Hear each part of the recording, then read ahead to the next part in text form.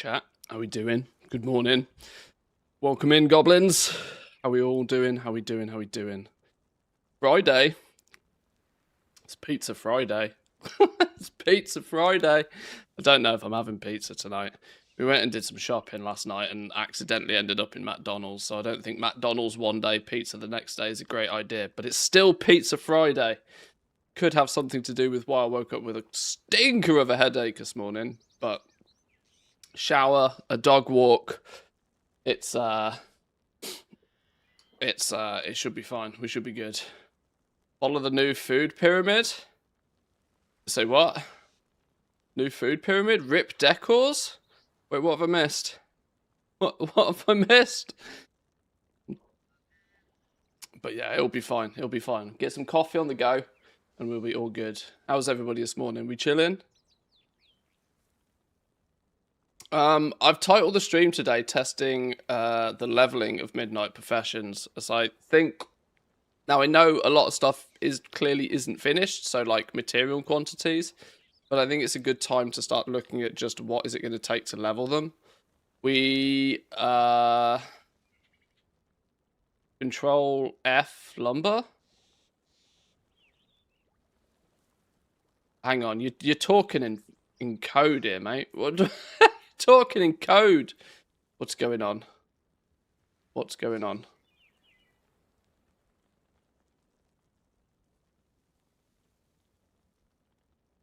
Oh, we got the official patch notes. We got the official patch notes for pre-patch. Okay. How is this? Search for lumber. My brain's too my brain's too flipping. Ugh. Increases the chance of harvesting multiple lumber at a time. Players can now harvest lumber in Warlords of Drain or expansion zones. Okay, sure. Increased chance of harvesting multiple lumber at a time. Okay, well, some people will be getting slightly more lumber per hour then, which is fine. It doesn't make a huge difference. I still think it will be counteracted by the fact that substantially less people will do it. And I've also noticed that the vast majority of people don't think that they seem to be able to get over about 80 lumber an hour at the moment anyway. Whereas those of us that like are actually doing it properly are pushing 200, 250, 300 lumber. But no, that's fine. That's fine. It's not a problem. There'll be less people doing it, and the people that are doing it will make more gold. GG.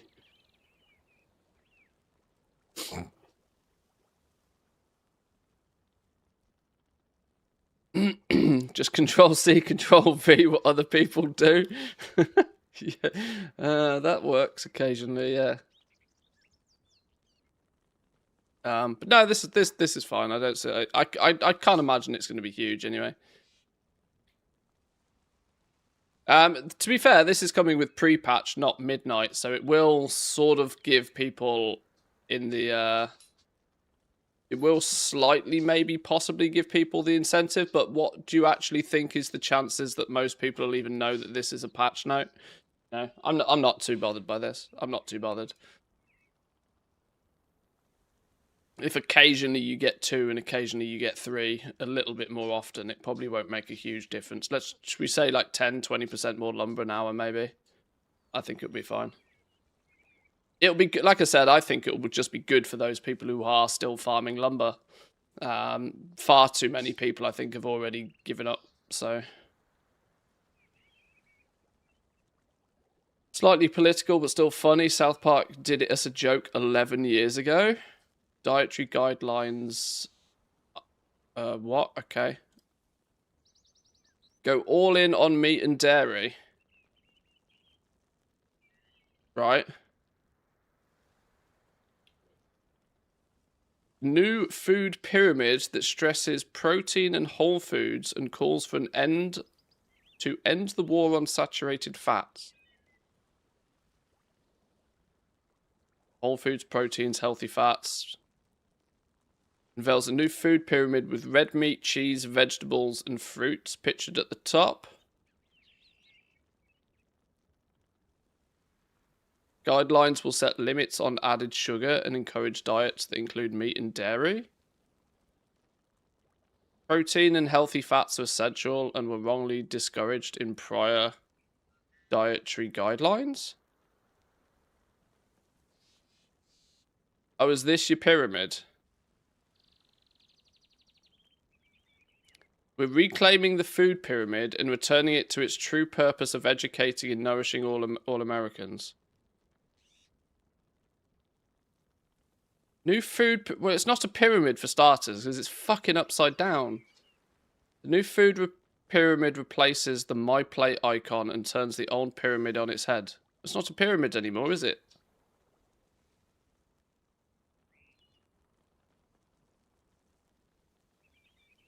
Grains are at the bottom, a signal to eat plenty of them, and oils and fats are at the top, a signal to eat them sparingly.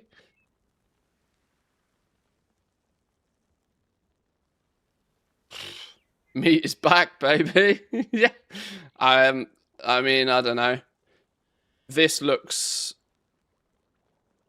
I'd say this side... this side looks like most of my diet.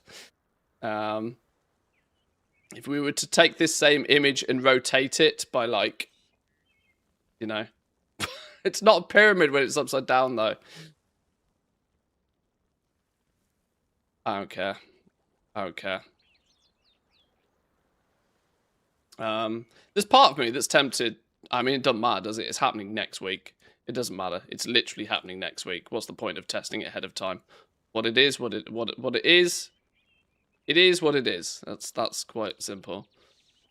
I don't mind looking forward to doing 150,000 gold an hour lumber. No problems. I don't mind that at all.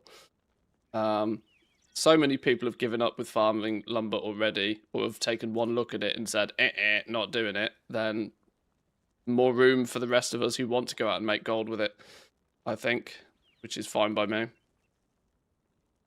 We should probably look at all of the patch notes really coming for pre-patch. It's fundamentally Demon... It's all the spec changes and shit, isn't it? This is where we need a TLDR on this.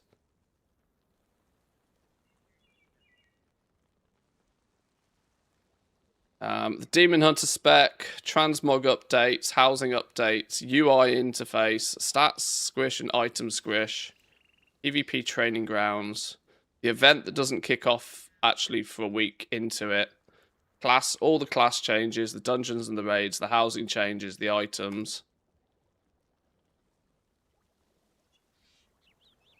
Fully collecting a class set's appearance now unlocks all lower difficulty variants. For example, collecting all mythic appearances will automatically unlock all the heroic, the normal, and the raid find. Oh, that's sneaky. There's that one word in there that's very sneaky. Collecting all. So it isn't just that you get the mythic appearance, you then get the heroic, the normal, and the raid finder ones as well. So yeah, it's not till you get all of them that it will go, here's the rest of them. Well, that's sneaky. That's very sneaky. Now, for the purpose of old school transmog farming, you'll still just run the old raids and stuff on mythic. And then once you complete the set, your ATT goes crazy and you get the lot. But yeah, having to complete the entire set before you get the lower ones, that's kind of sneaky. That's one of those things that will get very lost in translation. Very lost in translation.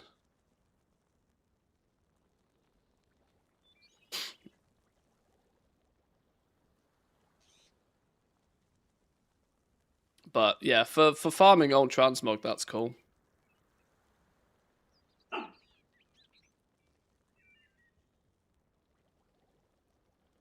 Journey interface kicks in. All the UI stuff. Yeah, it's weird. The notes for this are like 1 billion miles long. But ultimately, it's just like, oh, it's stat squish. Stat squish is the big one. New Demon Hunter spec, stat squish. Everything else is kind of like chilling. Housing is popping off though, isn't it, a little bit? Catalog with the house chest, which lets you place and preview unowned decor inside your house. While in the house editor, there's going to be visuals to show you where the borders of your plot are. Improvements for border and collision detection. Advanced mode controls now use different colors for each axis to make it easier to see. Lowered the placement cost of many pieces of decor. That's going to be a big one for some people. That they will be able to squeeze more knickknacks in their player house.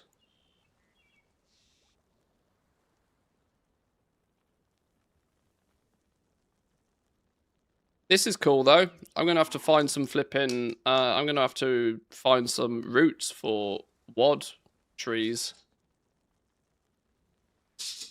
Now that they've finally decided to fix wad lumber gathering. We reckon's going to be the best. It's going to be Tanan Jungle, isn't it? It's got to be Tanan Jungle. Where else? Gorgrond, maybe. Do laps up and down Gorgrond. Warner Grand. Actually, thinking about it, Warlords of Draenor is probably going to have some pretty good farming. I think, yeah, to be fair, I think literally all of them will be pretty good. Apart from the icy one in the top corner, the Horde one. What's it called? Frostfire. Is it Frostfire Ridge? Is that what it's called? God, I can't remember.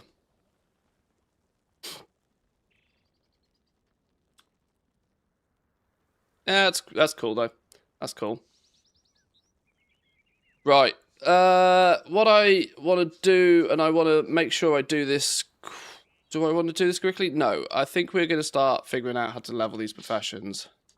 I need to figure out how I'm going to note this down. Obviously, I'll have the VOD footage to refer back to, but I work best with notes. So we're going to start with Dawn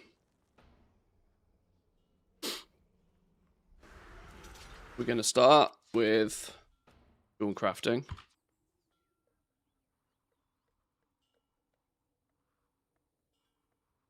Start with Dawn crafting.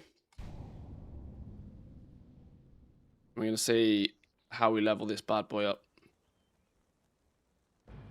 But coffee. Many a coffee is needed today.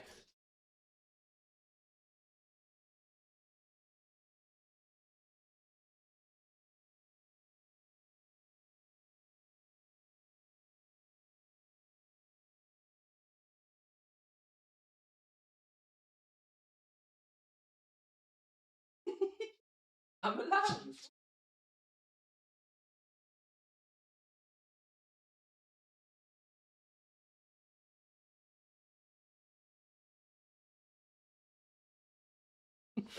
Dog's hiding behind the sofa.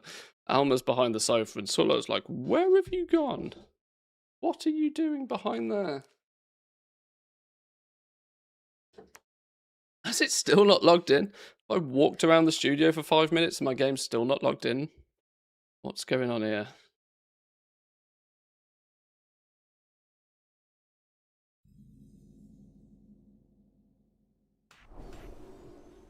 Here we go.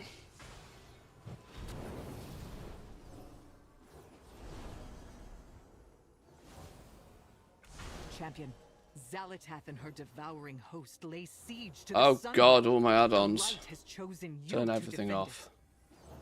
The only one I want is Blizz Move.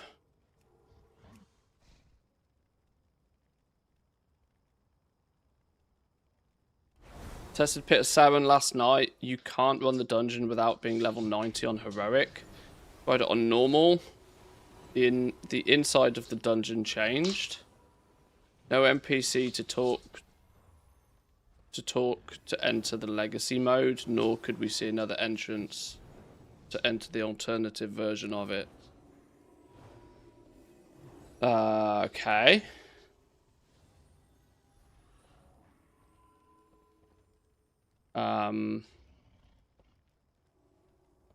What do you mean when you say tried it on normal, the inside of the dungeon changed? People farm battered hilts on normal, so... Because you can spam out 10 runs in about 10 minutes. It doesn't drop on normal, only heroic. Factually incorrect.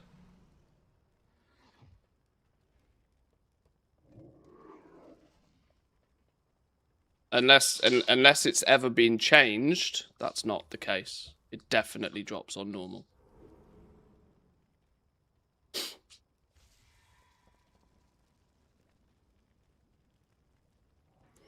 Because you only get one mythic run a day. There's nobody's parking their character to do one run a day to get battered hilts.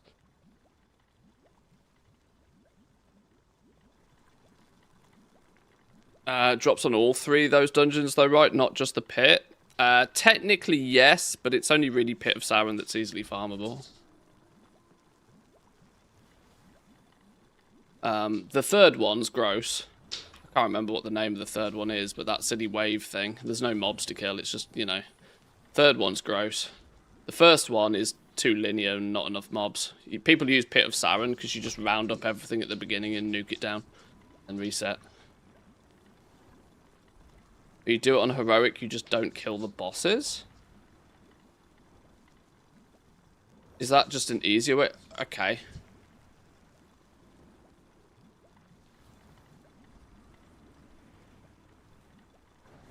You might be right. I might take it back. I might eat my hat. I might give you that if it's a case of doing it without running the boss. But I was pretty sure you could do it on normal anyway. But either way, I mean, but it's a difficult one. I know what you're getting at. I know you're getting at that, you know, there could end up being a shortage of battered hilts, but the amount of them that have been farmed over the years and the rate in which they sell, yeah, it's probably not that much of a problem. Pit of Sauron's only hitting the Mythic Plus thing for a few months though, right? It'll be one of those that will be an artificial inflation of its value. Just because people are like, oh, you can't get it anymore, I'll list it for twice the price. They still won't sell it. I'm not, I don't know. Maybe I'm not too fussed about things today, clearly, because the lumber change didn't really get to me either. So it could just be I've woke up on the wrong side of the bed, but I don't think it'll make too much difference. Alma Lamas, feet in the rug. Hey, come here. Come here. Hey. Come here. Alma, come here. Hey. Hey. Go. Heroic and Mythic versions of the pit will only be accessible for level 90s for the first season, then it will revert back to the Wrath of the Lich King levels. I mean, to give it its dues, what's the supply of them like? If we're gonna do it, let's do it properly. Battered hilt. We're gonna do it. We do it properly. How many of them exist? Region median 66,000 gold. Is that your wallet? Or are you just glad to see me? 121 of the Alliance variants. 136 of the Horde variants. That's an average of coming up to nearly 2 per realm. You look at the price. You're probably not the only one that has thought of this. By the looks of things. You're clearly not the only person that's thought of this. There seems to have been an inflection point in October where people clearly started squirreling them away and the price of them has risen. This seems artificial for something this old. This seems relatively artificial to me.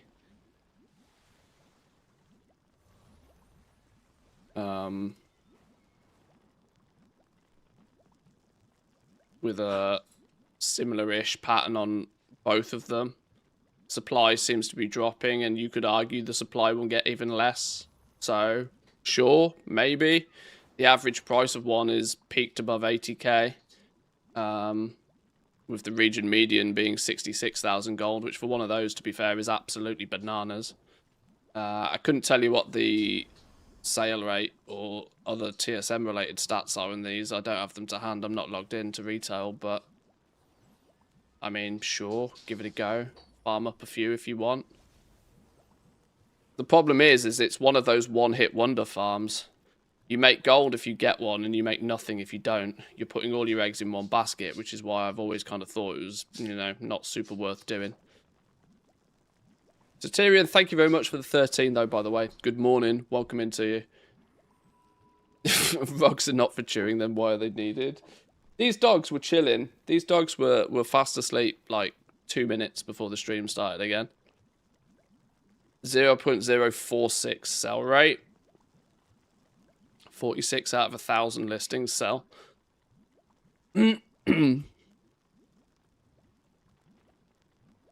46.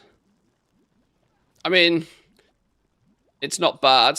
The sell rate on them is not bad, but I wonder how much of that is a circle jerk scenario of when people just occasionally once a week go to places like here where it's listed for 35,000 gold and buy it, and then take it here and post it for 200,000 gold.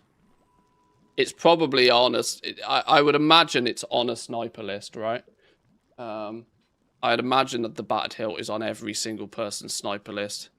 This is why sale rate is kind of like, sure, it sells, but does it get sold and does it get consumed, or does it get bought and does it then get redistributed? There doesn't seem to be anybody that's making a play on them, though.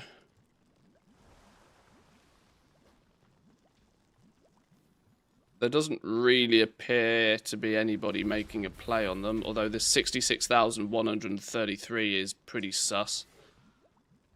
That's clearly somebody posted. So that's clearly a listing by the same person.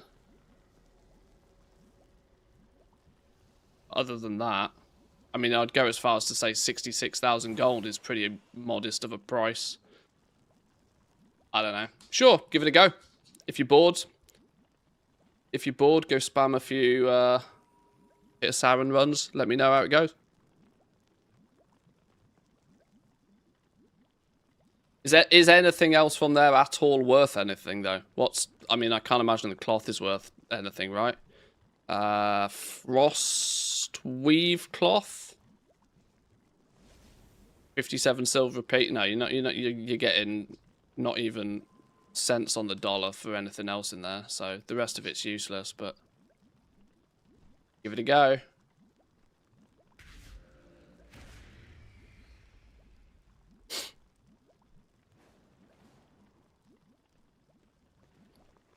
Am I going to jot this down in a document, or do I think that maybe an Excel could be easier for this? An Excel might be easier for this if it's for nothing else than just mathing out materials needed.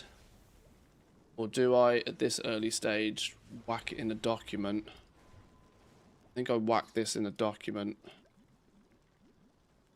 Midnight profession leveling path. I think I whack this in a document and go from there. Jewel crafting. We will start with the jewel crafting. Every goblin loves a good sheet. I know. I had the habit of putting more into sheets than needed to go into sheets. Now I've flipped. I now put everything in just Google Documents. Even stuff that could probably do with going in a sheet. I don't know why. Right, jewel crafting. Let's have a little looky at this. I'm going to probably try and just see how it plays out first, and then if I can get a rough idea of how we level it up, then we can try and material optimize it after. So on that basis, we will grab... is there a jewel crafting goodie bag? Give me a jewel crafting goodie bag. There we go. Give me a jewel crafting goodie bag. What are you saying, fellas? Now this is going to give me a bunch of all sorts here, which is fine. Some ore, some basic. Did it give me one of each basic gem? Are you shitting me? That goodie bag gave me one of each gem. Oh, thanks for that, game. Yeah, what do you want? That's entirely useless. I mean, I guess the theory is that they kind of want you to do prospecting first, but I also know that that's a bit of a bait. 99% of people should level jewel crafting without touching prospecting. Should buy the gems off the auction house. Because you're shit at prospecting at the beginning. That's the point. Do any midnight patterns drop in dungeons? Oh my god, far too broad of a question. I've not looked in that level of detail where stuff comes from, but I absolutely assume there is, yes. Welcome in though, Dodger. Good morning. Where the flipping hell are all of the... Oh, rock collector. That's probably a better place to look, isn't it? We're going to need a jeweler's tool set. We can't do nothing without one of those. Right, here we go. Basic bitch gems.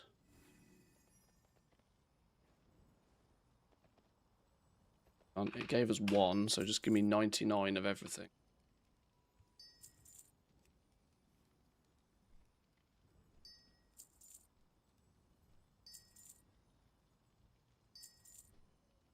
We need more. We'll get more.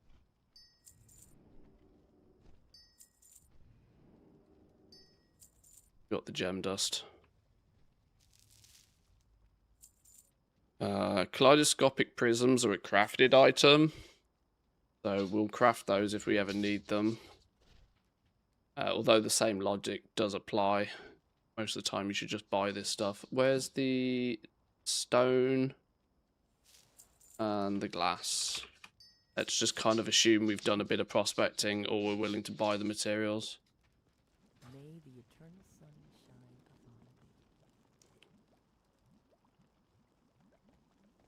Pit of Sauron trash might have better use then.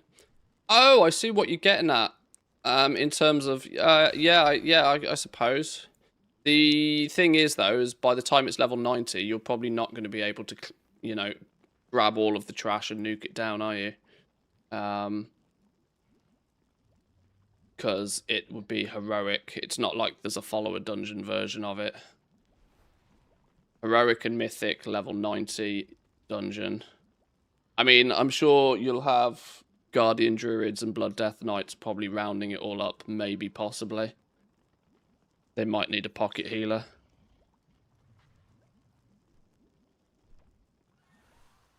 But true. Let's True. make sweet, sweet profit together. Oh, wow, I have no idea how to say that.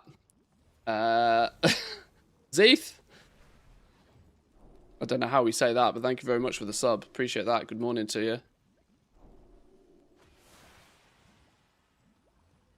Profession recipes drop in dungeons in midnight. They will only drop from specific bosses.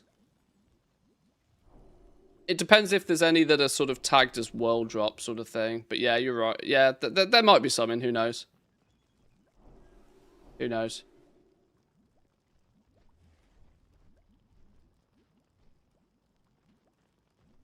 I see what you're getting at with that. Right, let's give this a go. Where's me documente?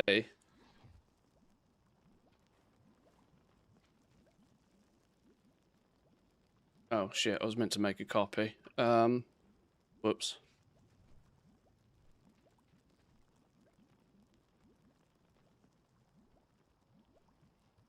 Okay.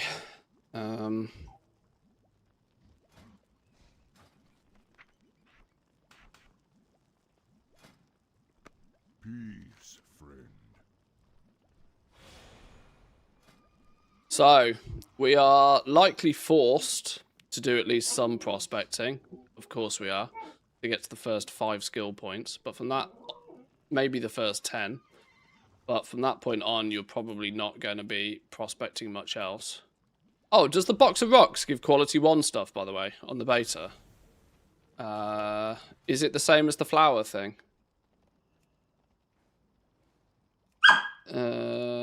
Where's it gone? Looking for something Box of special? rocks. May the eternal sun shine upon Oh, thee. it does. It has the chance to give Q1 stuff. Well, that's interesting. That's not super duper mega useful now, but it is actually more useful than... That is actually quite useful. I've been expecting you.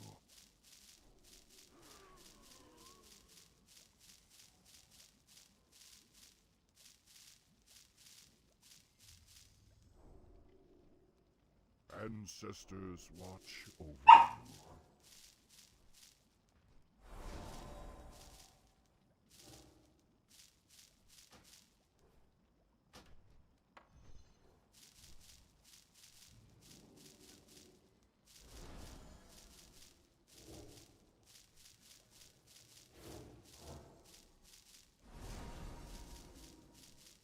Kind of an annoying way to get quality 1 stuff, but...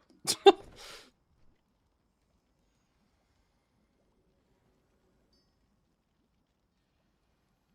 it does work. It does kind of annoy me that it's giving me all weird and wacky numbers, though, now. The box of rocks does seem to weight heavier to high quality stuff. Does it? I don't know. Box of rocks used to drop only 1 ore, so they've been changed. Oh, okay. Well, that's a happy accident to find out, at least. We can at least get Q1 both ore and herbs now on the test realms, even if we have to open flipping boxes to do it.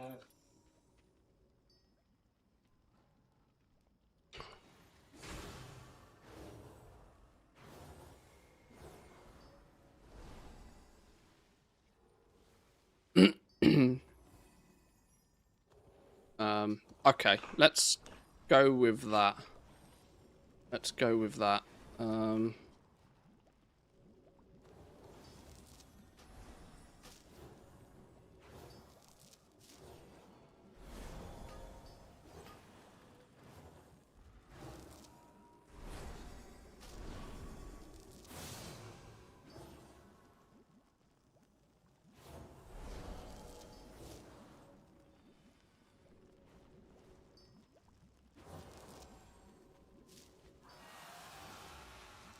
Oh, I don't know what I'm doing there. I don't know. Yeah, let's just go. Let's just get a first run through anyway. So we do some prospecting. We're going to probably smash up whatever is the cheapest, just to do some prospecting, just to get some basic gems on board. But from that point on, we're going to switch to probably crafting things pretty quickly. The theory goes, if you can get points from prospecting, you probably should. Skill 1. Till I'm going to guess 10 here. Prospecting. Get some basic notes down.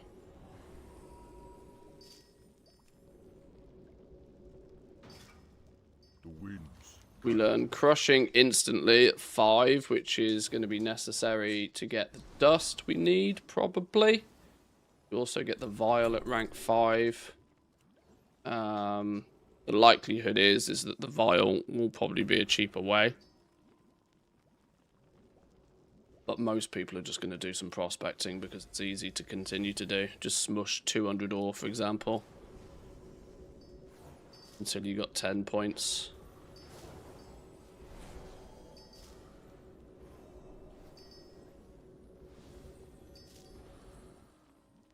Okay, 10 points gets you yellow and gets you your first round of gems.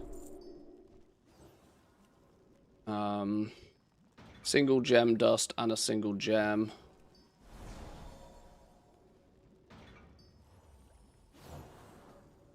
Single gem dust. Each of these. Guaranteed 2 skill points. Do we just continue to prospect until we cap it out? Considering we know most of these are going to go in the bin. That seems to be a remarkably high vendor price on a gem, by the way. 9 gold, 20 on a basic cut gem. What's the vendor value of the raw gem? 80 silver. What's the vendor value of a dust?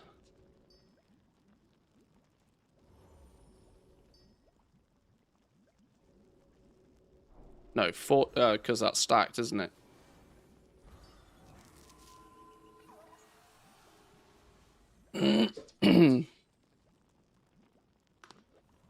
Is the box of rocks supposed to be some sort of transmutation? I haven't played much in the War Within.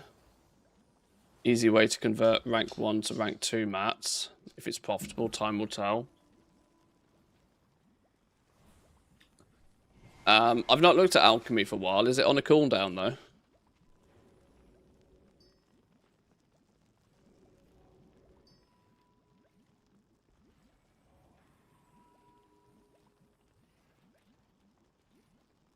It'll be a button press for an alchemist at least, yeah.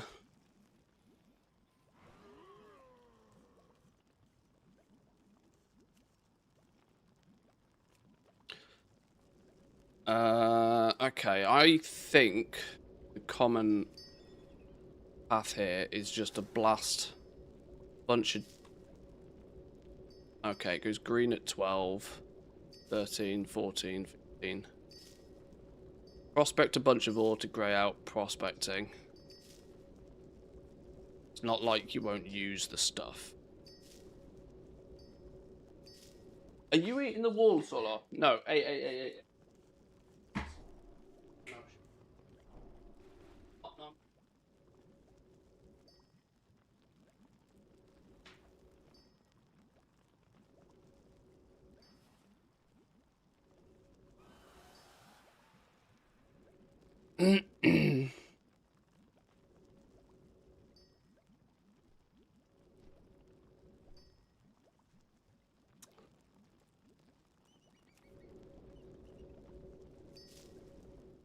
Okay, prospecting goes grey at 15, which is fine.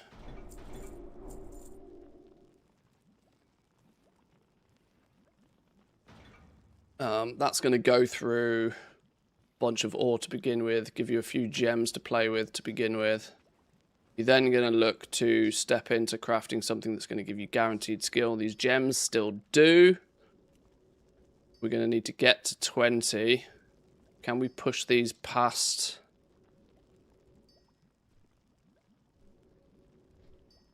Skill 15 to something is going to be cut gem of choice. We're going to probably craft 5 of these as long as they stay orange. Or we're going to get 3 to get to 21. Okay, Deadly Periots or Deadly Lapis appears to be the play. Because they seem to keep their skill points for some reason.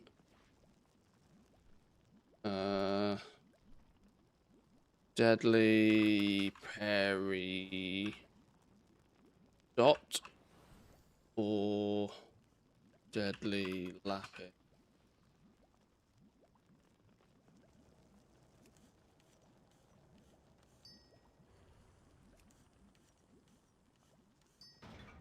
Because they get you to 25. So 15 to 25, either one of those.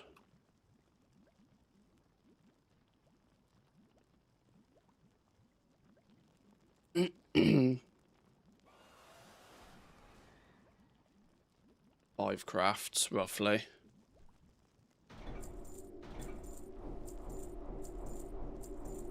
Then what are your options?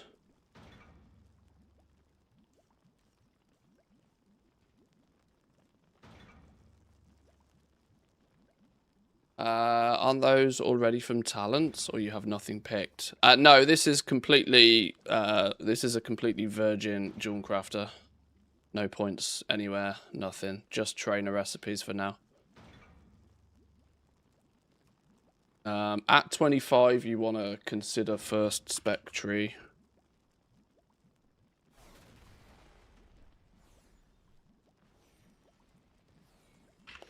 Put more thought into that later, in case it matters. We see if it matters. What's the first thing we get here? Concentration consumes 2% less. Do we get anything for free is basically what I'm looking at. Start your journey in gem cutting by picking a sub-spec. If you pick a sub-spec, what do you get? Learn another sub-spec. Unlock the ability to use finishing reagents when cutting Harandir Periots. That's not going to make a difference for leveling. You instantly get to one of these. Learn how to craft the Flawless.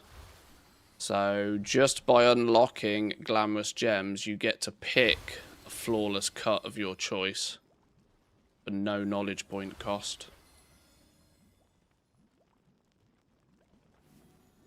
It doesn't cost you your knowledge points, but it does cost you choosing that direction. So it's still kind of risky. What I like to look for is if there's any recipes that you get for free. Could be super duper powerful ones to zerg the rest of your profession. 5 skill, boring, nobody cares. 5 skill when prospecting, crushing, or creating reagents. So you're not getting anything for free just by unlocking these, really. Other than a pick of a flawless gem. Is a flawless gem. Let's say we chose...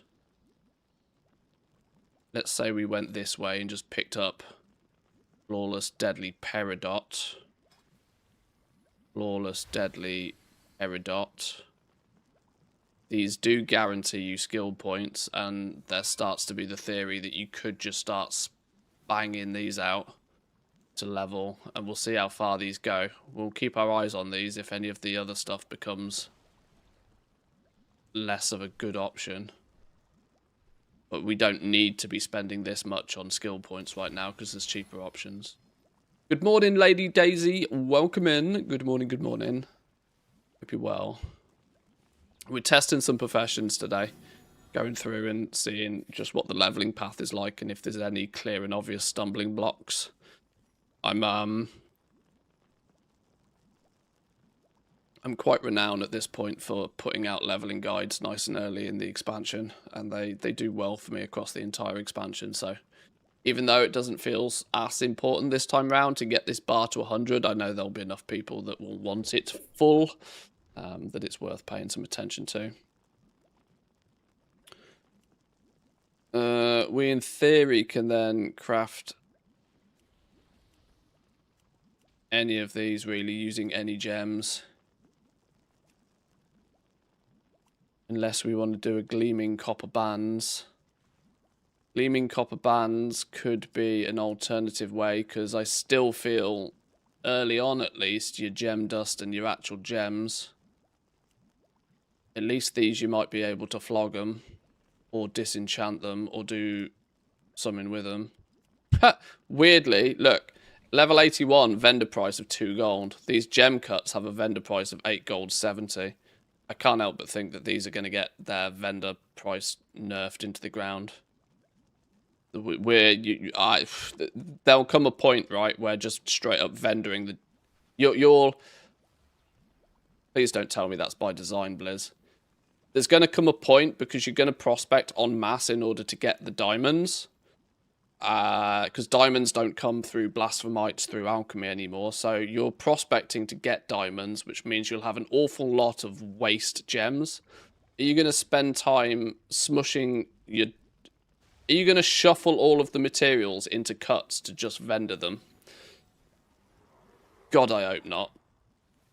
Also, that means it's going to put floor prices on... Is floor prices on herbs? Is a floor price on ore a bad thing? I mean, I guess it's technically not a terrible thing. But I thought we got away from this, like, aggressively gross, mass processing, AFK vendor shuffle. I think it's probably an oversight. I think they'll just nerf the vendor values on these. Has to be an oversight, especially with multicraft being around 40%. Yeah, but by the time you stack your profession, that could actually get a little bit out of hand, couldn't it?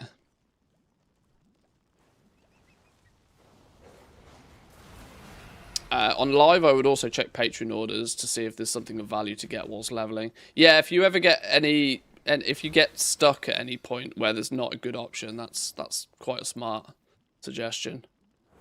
That you can come along and you can see if there's anything here that grants you skill up points. You can even filter has skill up. So you can come along and, you know, something like this, a Sindori lens, for example, you can get free skill up points by doing this patron order. It's not a terrible suggestion. It's really good advice for the purpose of, like, if you're going out doing it yourself. I just cannot really build a guide around that because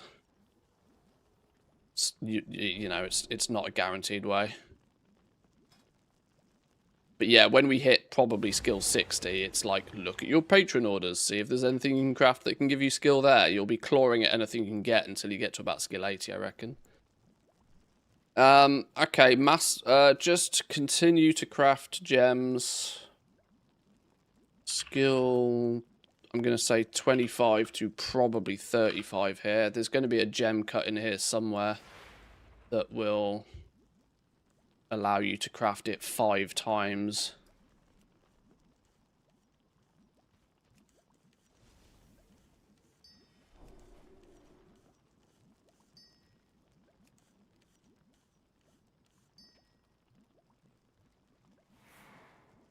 The alternative is you just try and craft one of everything for first time crafts. But you can see here, Versatile Peridot, Quick Lapis, Quick Amethyst, and Masterful Garnet have all held their 2 skill points. Versatile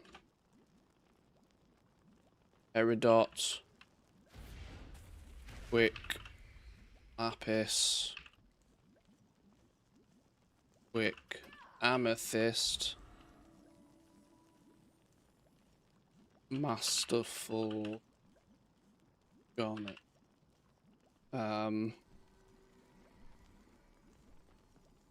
5 of any cuts. If you have gems, this is a good time to get first time crafts.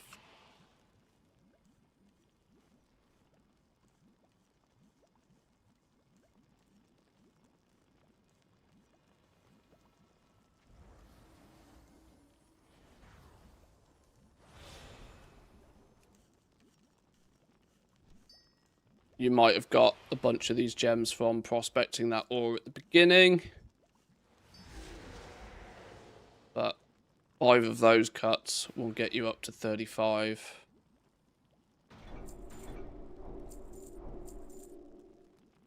From 35 onwards, you've got 3 choices. We've got the new Nocturnal Charm, which is actually likely to be the cheapest way.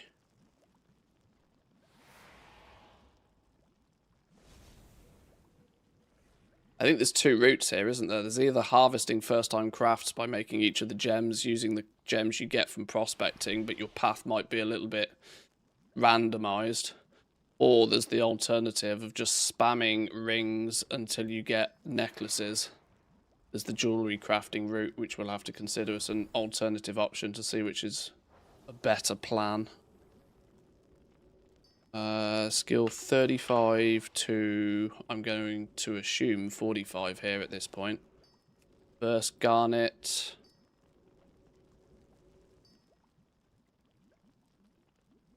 Burst Garnet or Verse Amethyst. Same process once again. Do these grey out or change at 41. 1, 2, 3. Oh, they do. So we're only going to craft 3 of those.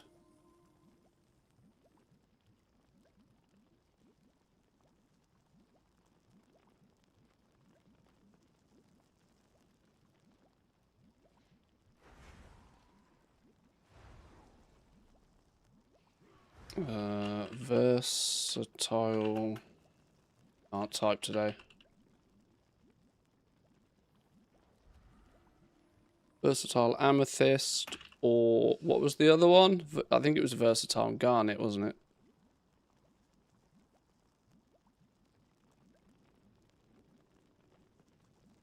I actually think that the ring and neck route will probably be an easier route here. Craft rings until they stop giving you skill. Craft necks until they stop giving you skill.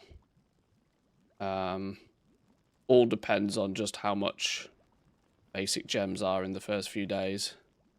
But long term, there's a good chance that these will end up being a significantly cheaper way of doing it. But at 41...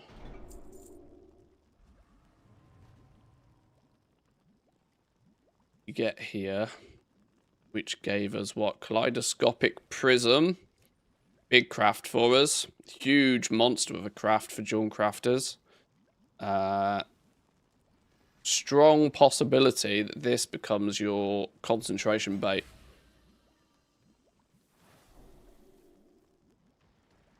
Disk prices are high. Caved got a 26 terabyte drive for 364. 26 terabytes though. That's pretty beefy. I, for a while, have considered making a storage NAS.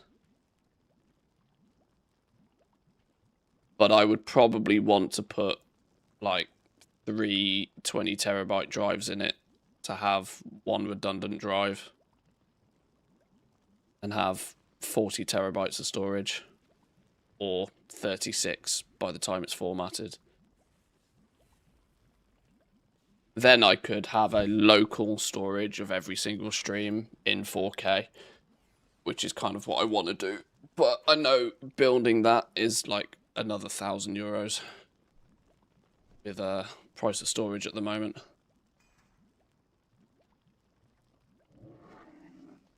Be good for storing footage long term. The question is that do I really need it at that quality? The other option is I just stream to YouTube in 4K and let YouTube store it all for free. Like, I could buy the storage space myself, or I could let Google store it for me all for free.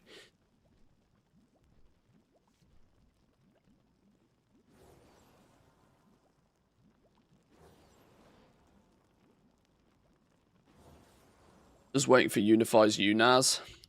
It's got bumped to Q. Okay.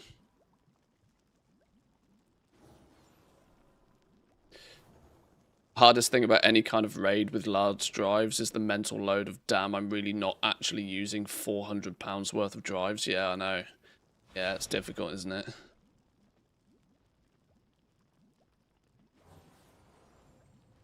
Storing 4K video gets crazy high, depending on the codec and bitrate. Yeah, yeah. If I record it, if I store it in any reasonable quality, a 4-hour stream will probably be 25 gig in 4K at reasonable enough quality to do something with.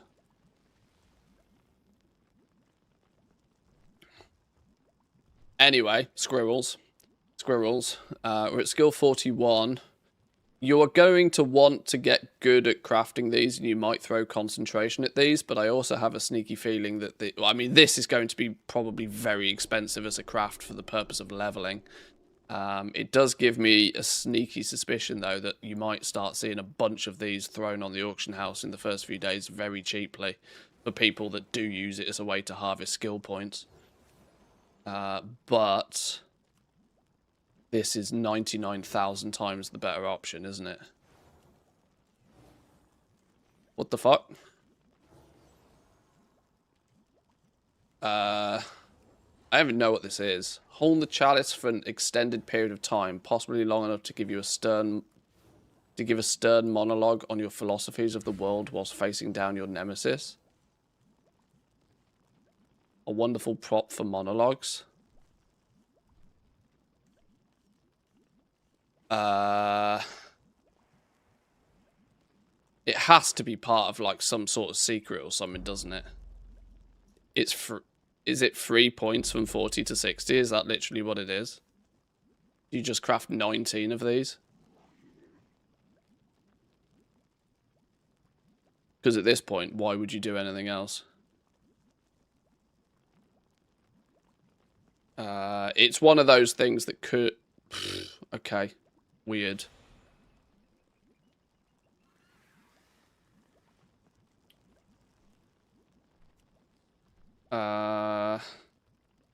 The alternative is you start making inscription accessories.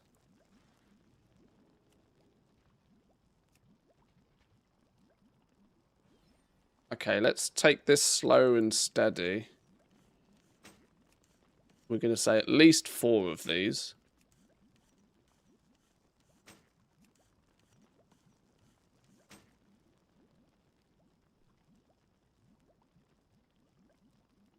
What's the thing called? Monologous. Can't spell that.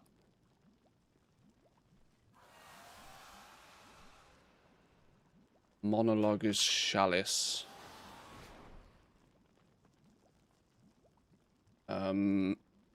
This feels dumb.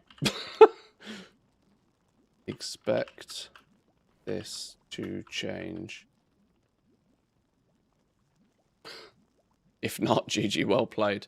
At 45, we get these bifocals. Does that become a better option? In fact, our only other option was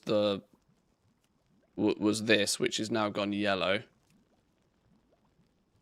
Prisms are still guaranteed 2 points, but you could switch up to make these instead, maybe. But, hey, these are still easy wins. Probably like laser beams from a few expansions ago. Yeah, I don't know why Jewel Crafting always has these really odd, just kind of completely, totally pointless things. I don't get it.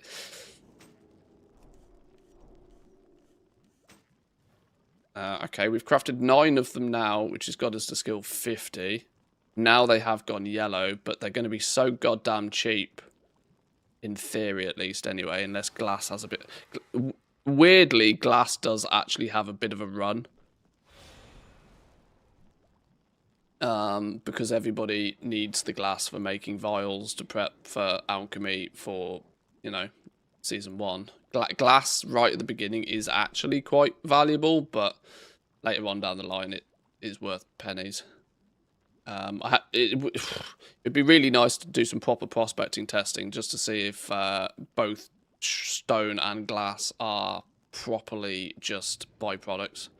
I can't feel that there'll be anything but byproducts though, because you'll be smashing ore in Hunt for Diamonds, is my feel.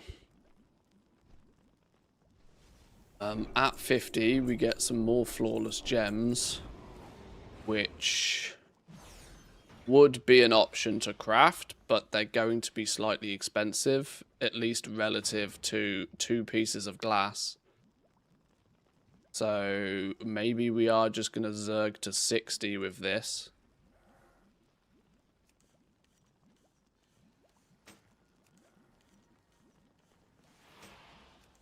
We can take the risk. We don't get a guaranteed skill point because it's so goddamn cheap. What changed at 55? This went yellow at 55. We're still getting double points on some of these. Kaleidoscopic Prism has also gone yellow at 55. So this is the game telling us we're not really meant to get much past skill 60 without spending some moolah, which is why I think this will change. But let's assume that this does get changed. You'd just be crafting some big boy gems at this point. Which is good for me, because it will mean a lot of people will craft these and then just sell them at a massive stinky loss. And I'll buy them all up and crush them and laugh all the way to the bank. And you will too, now I've said that. Okay, 58. Yeah, I think you are just going to push these to 60, aren't you? Is there any reason to push to 60 with these? I mean, they are just disgustingly cheap.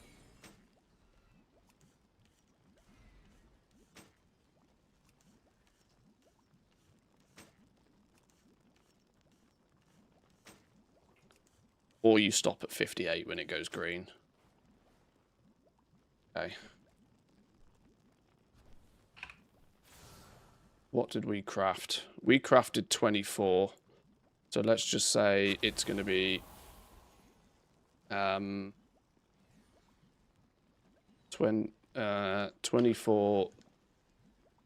to 30 of these chalices.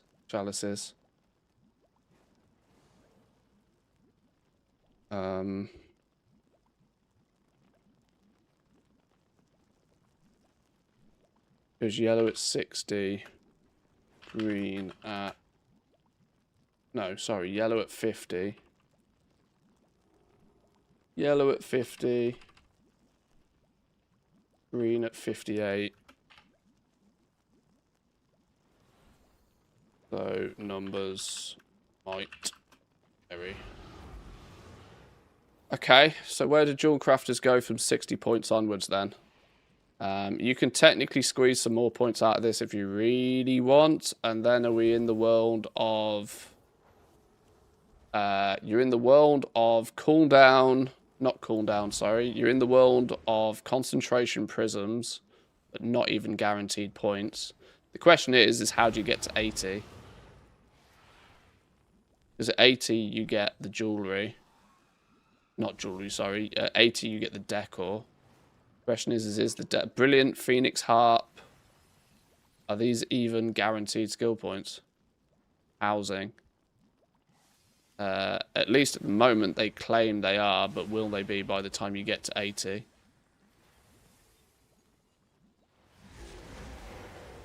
Do we have any reason to think that refulgent crystals will be worth anything later in Midnight and beyond? Refulgent crystals? Not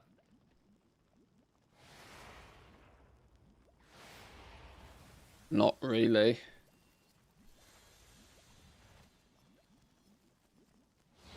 I hate Blizz for putting decor at skill 80. How come? What would be an alternative? I mean, without just saying skill 1.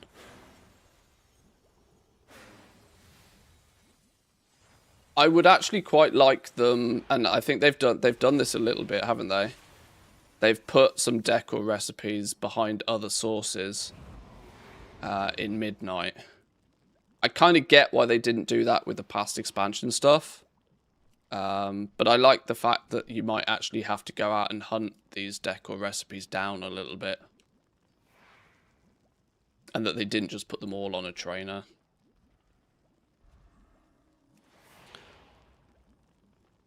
But right, what's the play to get us to 100 from here then? Let's look at what our options currently stand at.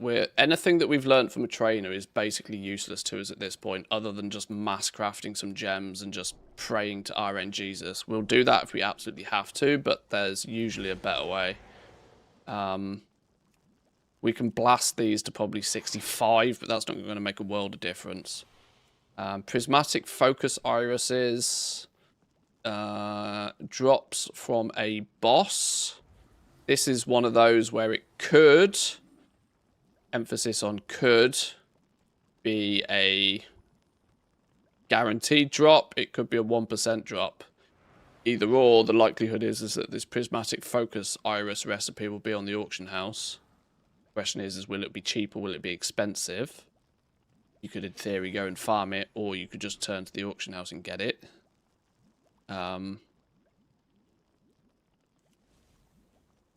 Heavy trunk in delves. That means that one is probably going to be basically free, isn't it? If it comes from delves, there's going to be so many delves being run that this recipe will be basically free.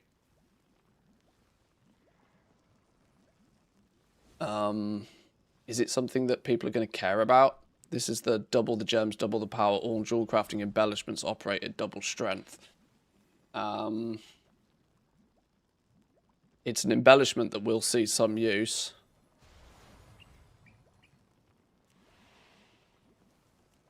Okay, so those embellishments become a possibility. As the likelihood is you just buy the recipes. Alright, let me make some notes on this.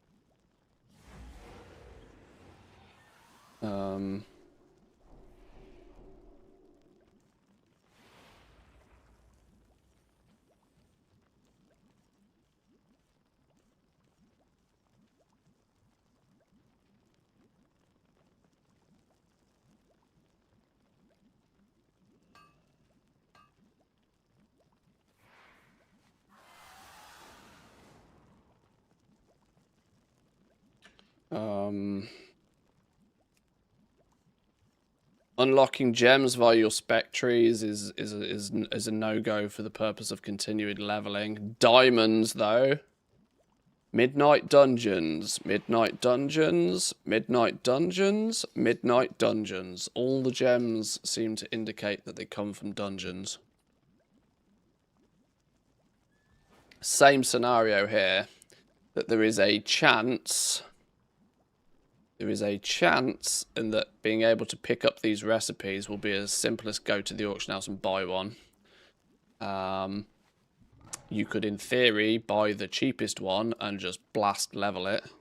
They haven't done the thing this time round where one of them comes from a vendor for like 5,000 gold, which gave us the illusion going into the War Within that that would be the easy way to level up. What it actually turned out to be was the most expensive gem, of which you would put them all in the bin. It was kind of, it was quite, in a way, it was kind of quite clever by Blizzard. It was like, you've got more gold than sense. Here's an expensive way to level up quickly. Our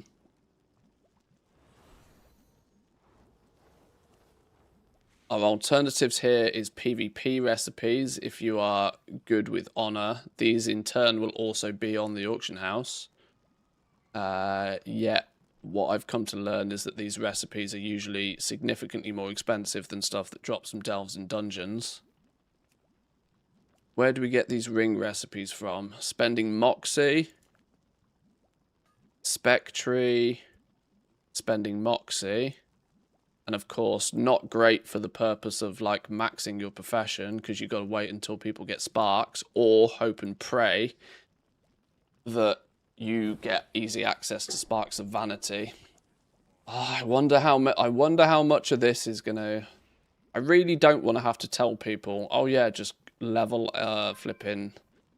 level a pocket engineer.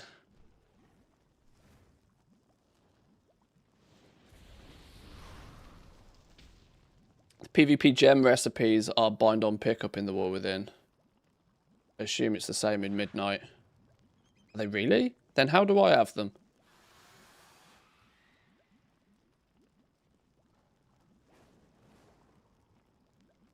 Then how do I have them on my main Jawncrafter? I vaguely remember buying them for like 20k a piece. Or am I confusing the gem recipes with the ring and neck recipes, maybe? I'm not sure. I'm pretty sure they were tradable.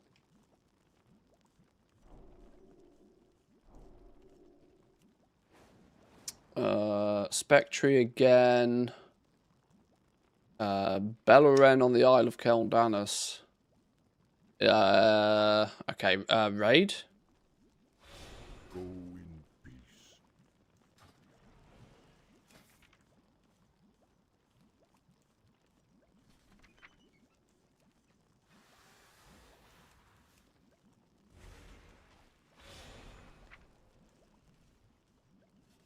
Raid drop.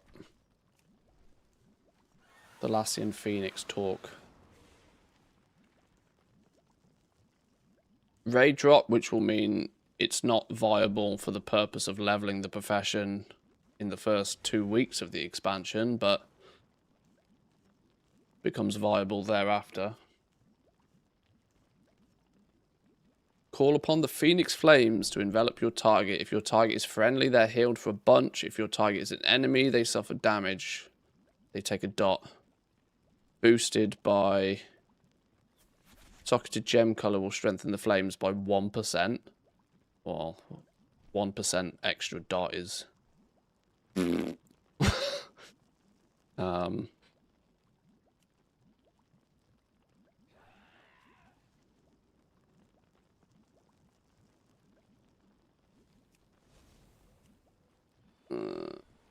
Moxie, Moxie, Moxie. These should all be Moxie, shouldn't they?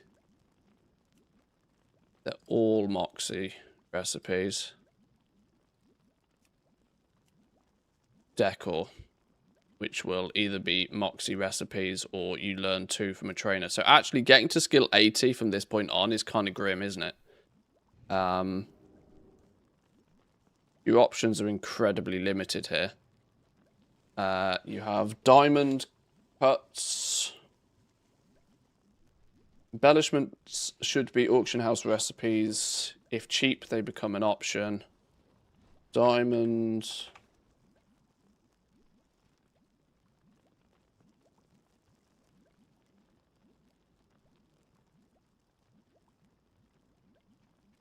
The diamond cut recipes also fall into that category, though the question is are these going to be bind on pickup or are they going to be tradable?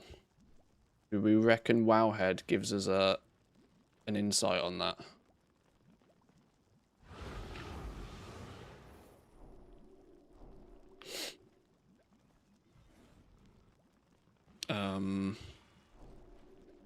Design.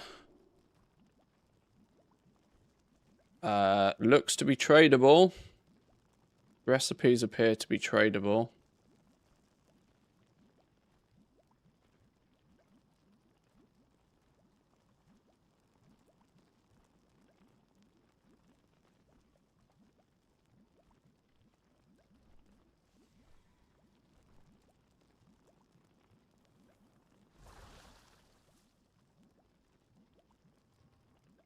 Yeah, no indication there that the recipe wouldn't be tradable. So these diamond cuts also become recipes that could be purchased or farmed for. Went to check, you can sell them now, but I can guarantee you 1,000% that they were bind on pickup at the start of the War Within. Okay, well that's good to know.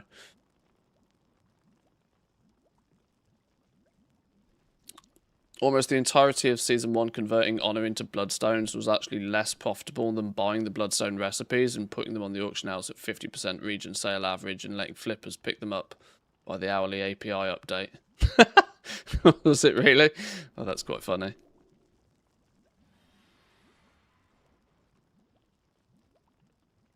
There's a gold market for the first 2 weeks, Multicraft Toon making the kaleidoscopic gems. Kaleidoscopic gems are going to be a good source of gold throughout most the expansion, I think, for Dawn Crafters. For 2 reasons. One, they're going to be needed in all of the in all of the epic cuts. So they're used in the epic cuts. They're used in any of the end game bits of gear. Also used in decor. This means that these things have a nice spread of demand. You would argue that the vast majority of that demand is going to come from the diamonds, as people will be speccing into these, crafting these, getting ready to sell these. So yeah, there'll be good need for these throughout the entirety. The second advantage is that they are one of the main candidates for concentration. Your difference in value between the rare gems here could be nice, but I mean, let's say there's 100 gold difference between these two. You're making 400 gold from your concentration craft just from these, but it's here where it might have more of an effect. If your high quality glimmering gem dust is more valuable, you've got a 10x multiplier there. This means this could be a good use of concentration. Of course, concentration does kind of balance upon there being a difference in value between normal and high quality materials, but at least 14 materials are used in this craft that are affected by quality, which is better than you can say for a lot of other stuff throughout the profession. You've only got 6 materials that are affected by quality with the actual gem cuts themselves. And they're the same materials that you're getting 14 times multiplier over here with. So when given the choice between using concentration on the cut gems or the prisms, it's a bit of a no-brainer to use it on the prisms if you can sell them.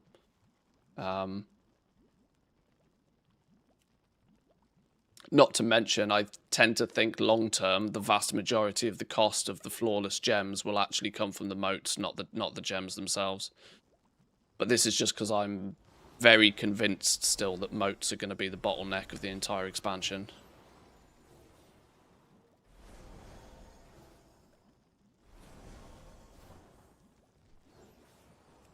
But anyway, this isn't really what I'm trying to figure out. I'm trying to figure out how we get to skill 100. And it seems to be that we get to 60, maybe 65 if we really want to craft a bunch of these until they grey out. Then we're going to have to pick up one of these recipes or get one of the diamond cut recipes. And then just mass produce these to 100, I would imagine. Anything else is going to be work order based and is going to be subject to, you know, the standard disclaimer of your mileage may vary. But you got to get to 80.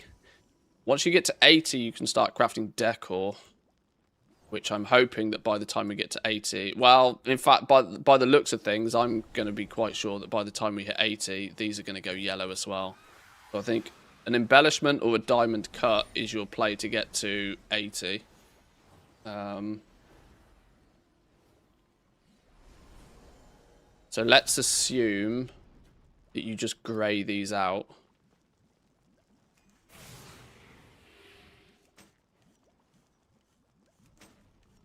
If glass is abundant and you can just grey these out at what did we decide, 65? By just burning through a bunch of glass, which if glass ends up being a byproduct of farming for diamonds anyway, should be nice and cheap. But we also need to bear in mind that this could just change. Very subject to Blizzard turning around and going, nah, that's too easy. We're going to make it harder.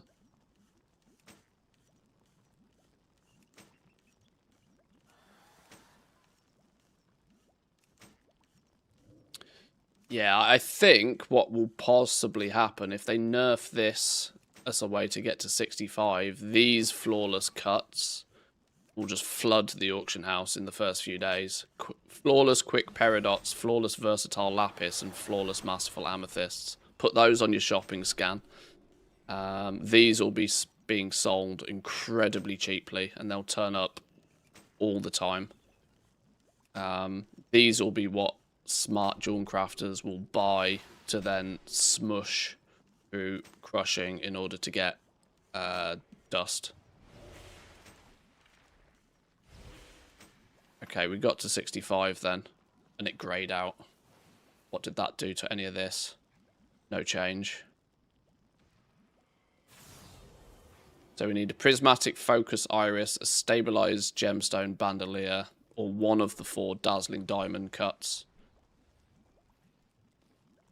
And we will probably then use that to get to 85. We've got no real other option to get to 85, have we? Other than spamming these.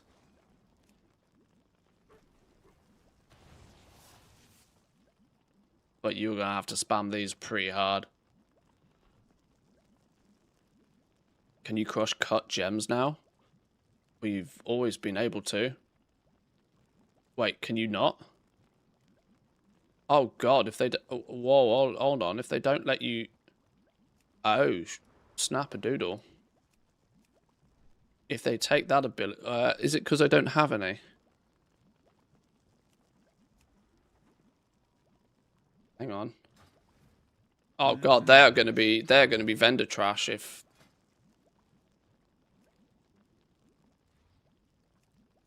where's me? Give me some moats. A bag that has moats in it. Something special? In the general goods one.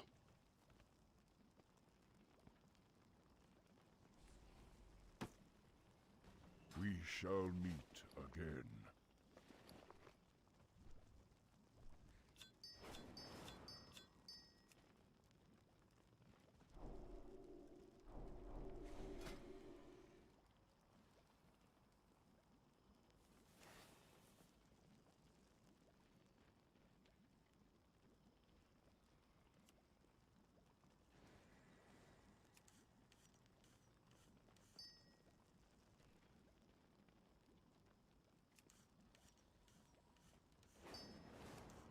Let's say we put... Oh, no, they go green at 67, so they're not even an option to push to 80 with.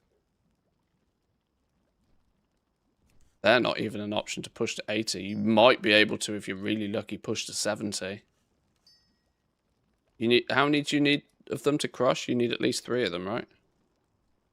Oh, snap. You cannot crush the cut gems anymore. Oh. Jesus. Okay. That makes these normal quality flawless gems just vendor trash borderline instantly. Wow. That's actually grim. And look, by the time you hit 67, you've got diamonds or you've got embellishments.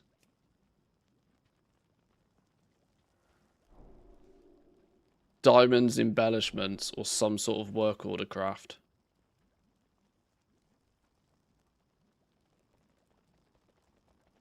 Damn.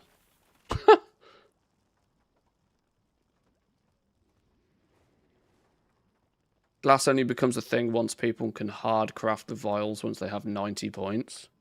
Is that what it is? Is it a 90-point spec to start producing these? Because yeah, you're not going to touch them, are you, until you can do them at high quality? Because you buy the normal ones off a vendor. So yeah, this is an vials become an all or nothing market this time around, which is kind of weird.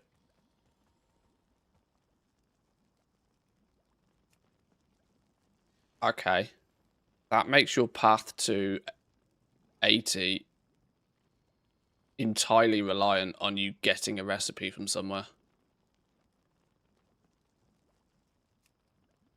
You got to spend Moxie to get a profession recipe. You got to do PvP to get a PvP recipe, unless you can buy them, but... Or you've got to go farm up or buy a diamond. Wow, okay. Let me grab then.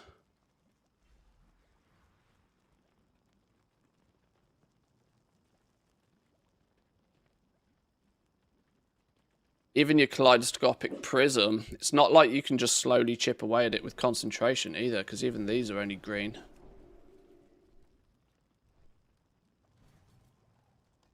Yeah, wow. You genuinely have to just get a diamond recipe somehow magically.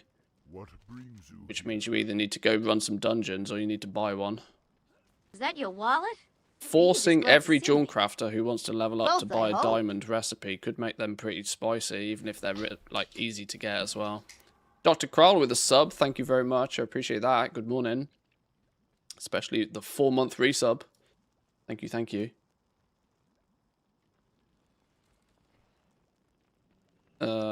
Can I buy the recipes off you?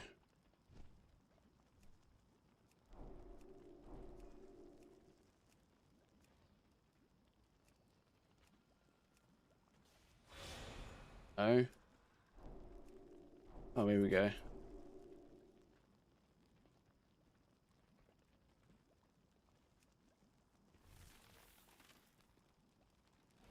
Oh, or not.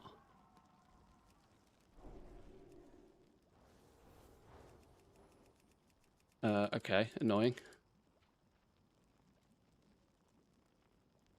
May the eternal sun shine upon thee. How do I simulate this then if I can't buy the individual recipes?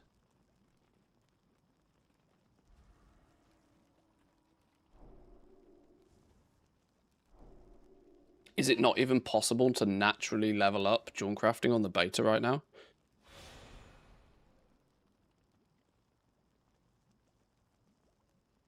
PvP gem recipes are bind on equip on the beta leveling realms. Oh, okay. Well, that then puts them into, you know, that adds them to the mix of options. So you've got embellishments, diamonds, or PvP recipes are ones you can, in theory, just auction house and buy.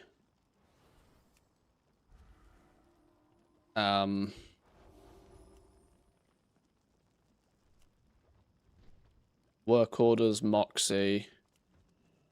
I don't like telling people they need to spend Moxie on a recipe, because their choice of where they spend Moxie should be up to them.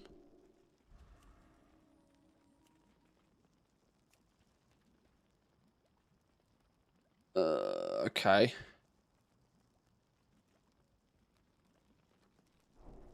Can I get any of these recipes on the... The winds. I don't think I'm stuck. I don't think I can get any of these recipes properly on the beta, can I?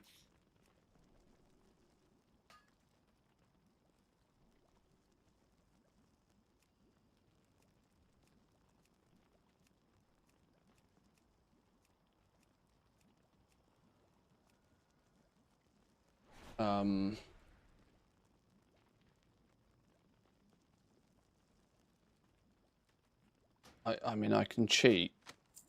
Go in peace.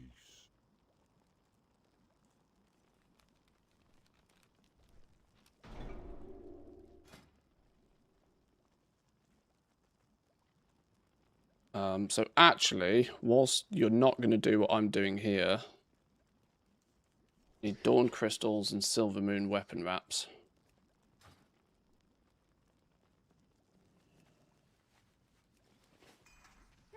Interesting. Dawn Crystals. Weapon wraps.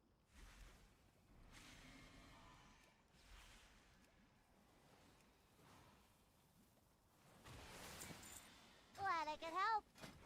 This isn't what you will actually do. What you will actually do is just buy one of the proper recipes, but I can't get my hands on just the proper recipe.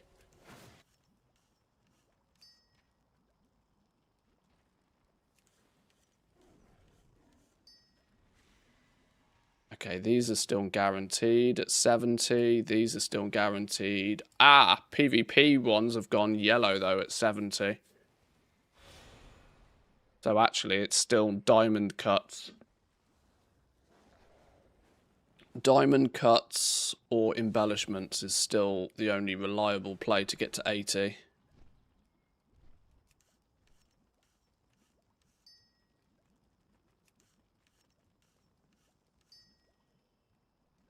It's 75. Yeah, at 75, look, even all of the cuts have gone grey. Embellishments, diamonds, yellow chance on these.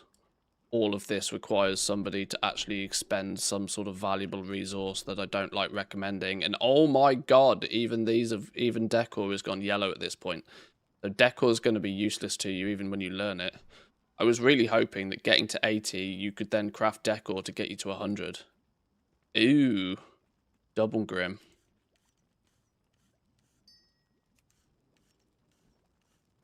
Shit, what am I missing here? I'm missing dust. Hey, how you doing? I have just the thing for you. Oh, fuckers are here. I can buy these recipes. Okay. Son of a bitch. Slam those on a random ass vendor for no reason whatsoever. Okay, well, okay, that at least means I can test the leveling path slightly more naturally. Even though I still think the play might be the diamonds.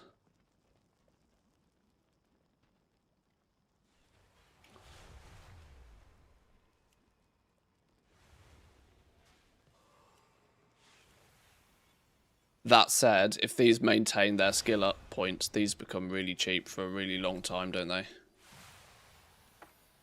They go yellow at 80. So we saying diamonds all the way. Oh, even diamonds have gone yellow at 80. Okay, so either of those options only get you to 80. Embellishments should be auction house recipes. If cheap, they become the best option, because they will also be cheap to craft. Diamond recipes fall into this category also, but will be more expensive to craft. So the embellishment recipes become the two best options, in my mind, to get from 65 to 80. Once you ding 80, you can learn the decor. GG, well played, but it's still not going to help you all. As decor is green when you learn it. Okay. It would be really nice if you could use decor to push to 100, wouldn't it?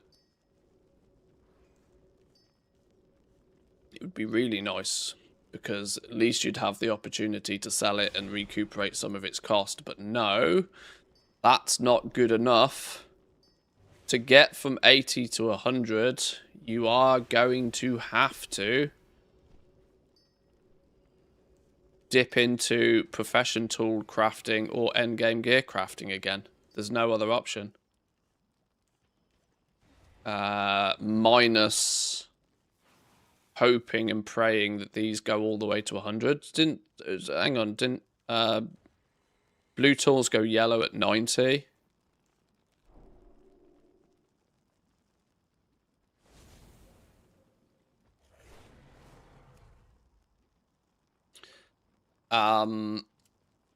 This is one of those weird ones, right? Because in Season 1, you will find work orders for these profession tools. But it does mean that you as a jewel crafter have to be pretty effectively spec'd into it, because you also got to kind of remember that you probably won't get that many orders unless you can make them at max rank. Because that means that to level the bar, you're going to have to probably also choose to spec into going this route, which isn't a great option for anybody. Meaning, what you might actually need to do is acquire one of the ring or neck recipes, and then instead of using sparks, use sparks of valor.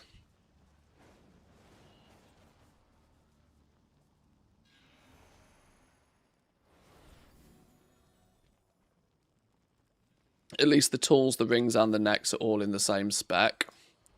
Alluring accessories, right? Lockets, rings, profession gear.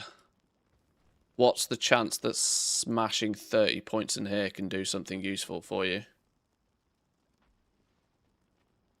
Like I said, for the purpose of leveling a profession, I never really like telling people they have to spend knowledge points or even spend moxie, because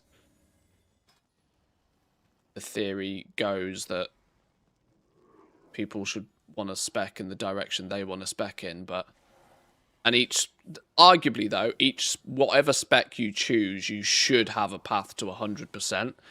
This is why I thought they were going to fix this problem with decor.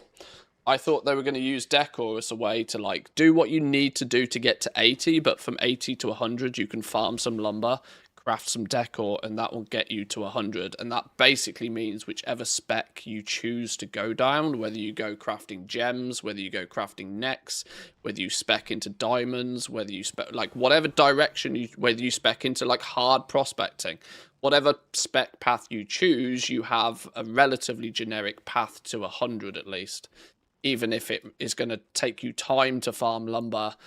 And you might have to craft 20 of these, which is 1,000 lumber. It's not going to be a 10-minute job to do, but it gives somebody the ability to like, okay, I haven't got any work orders right now. I'm going to take a break from doing prospecting from an hour. I'm going to take a break from like trying to craft rings and necks for people, and I'm going to go out and I'm going to do an hour's worth of lumber farming, craft a few of these, get a few more skill points. A deterministic way for you to chip away and finally reach success. Rather than this dumb fucking relying on work orders bullshit for the 3rd expansion in a row. Now, General Joe is probably at this point going to turn to patron orders. build to buy whichever patron orders are going to give skill points and bang these out. Patron orders requesting decor is an interesting one. But I guess it's a recipe all the same, right?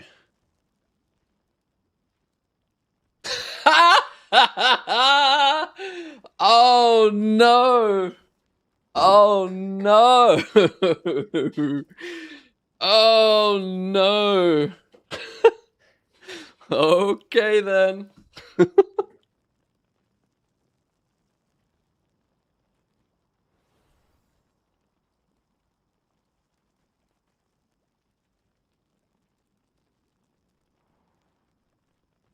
White or blue, chat?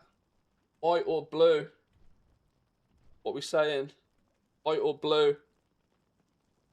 First answer wins. Blue, leader wins.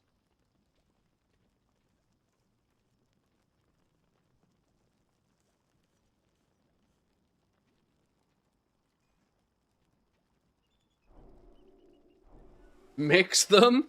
What kind of animal is that?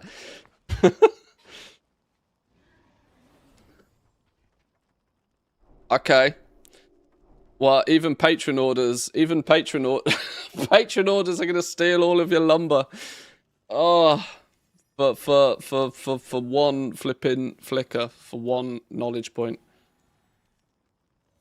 First answer wins. Everybody says blue.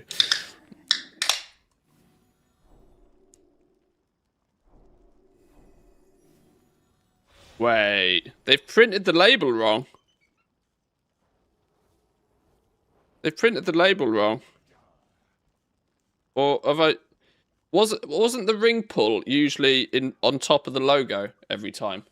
So the logo is there, right? Hashtag not sponsored. But if you look on the top, it's off to the side. So you got to kind of drink it like this. So when you're drinking it, you're seeing this bit. Quality control at Monster is clearly slipping.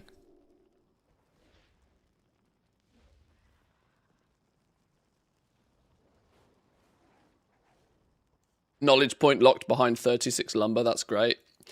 It's like every gain is a 45-minute dirt pile. Dragon Shards of Knowledge returns. Any beta knowers know if you need to do an abundant harvest event to get mats for the purple crafting items. Yes, you do.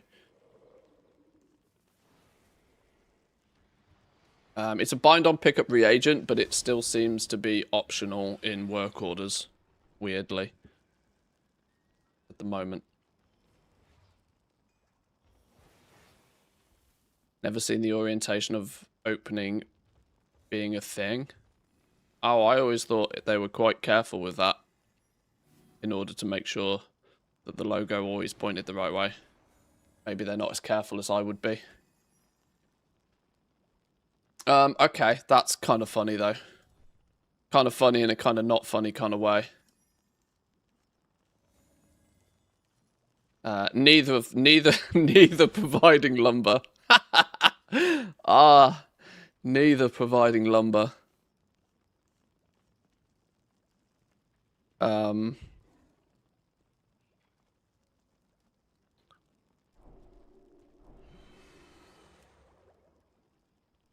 For the love of all that is holy, please, please, please, when this is a patron order, provide the lumber.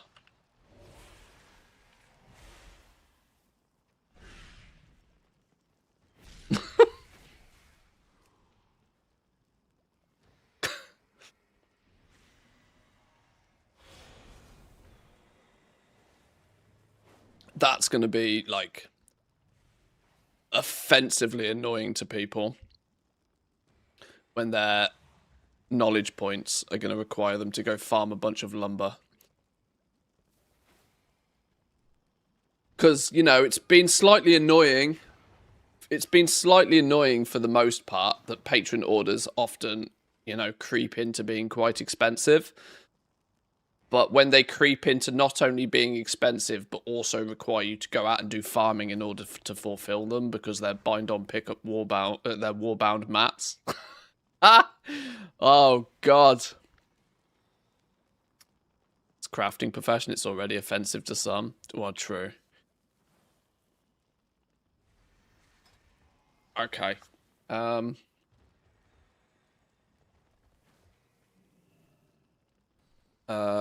Both skill 80 plus. Skill 60 to 80.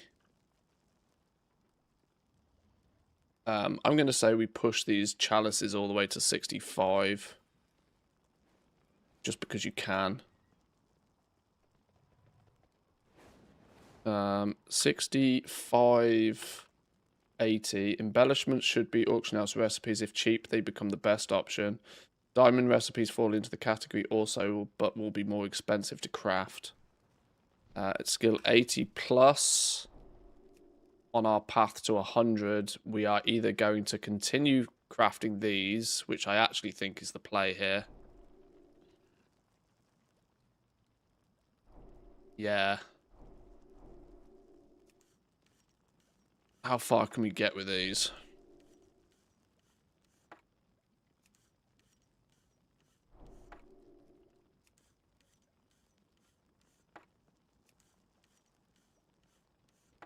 Are they going to go green at 85? That's the question.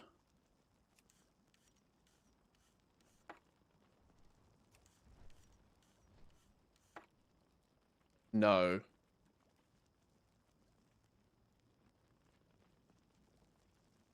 Okay, we push them to 90.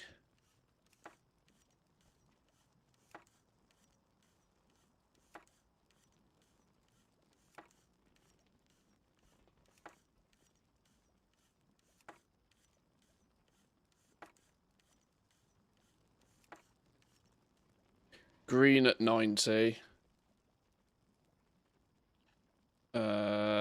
Diamonds also go green at 90.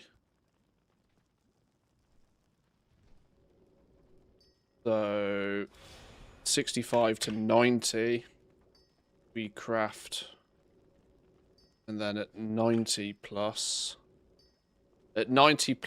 we either just craft a shitload more of these. These have to be the play to get to skill 100, don't they? Even your work orders on profession gear is yellow at this point. The only thing that's going to give you guaranteed skill points are spark gear.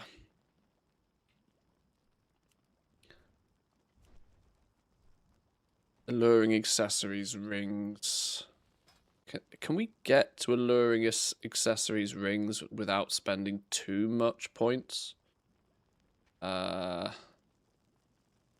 In your journey at making tad more faster. So you've got to spend 10 points to unlock. Go away, Windows updates. You got to spend 10 points to unlock Masterworks Sindorai Band. Masterworks Sindorai Band.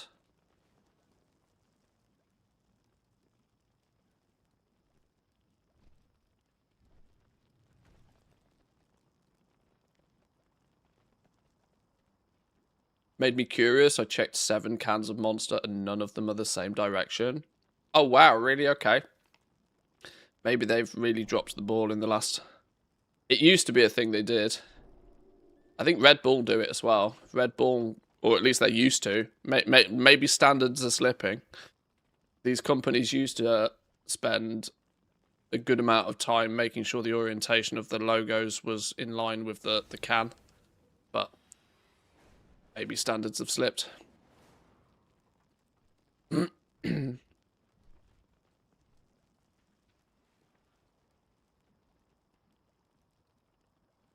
Because for companies like Monster and Red Bull, 80% of their marketing is put it in the hand of a sportsman or something.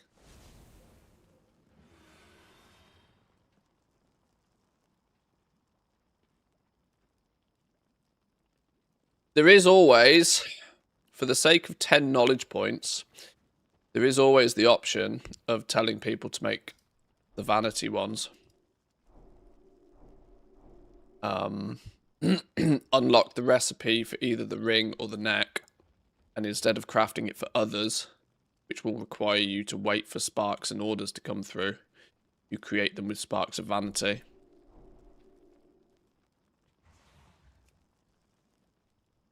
That said, the cost implications of getting a sparks of vanity require you to also, somewhere on your account, have an engineer that's spec'd accordingly, which doesn't really make it a great option, but it is at least a path to success without waiting for orders to come through, which to some people...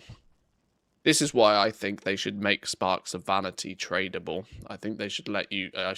They should let engineers put sparks of vanity on the auction house, because people would buy up those sparks of vanity in order to do exactly this, in order to craft a few just throwaway pieces of gear to finish this. It will come at a cost to them, but that's what some people want to do. Some people want to throw money at the problem to make it go away. You know, people following a leveling guide for the profession want to go from 0 to 100, preferably in one sitting. And whilst they would like it to cost as little as possible, a path of least resistance to 100 skill is really what most people are looking for.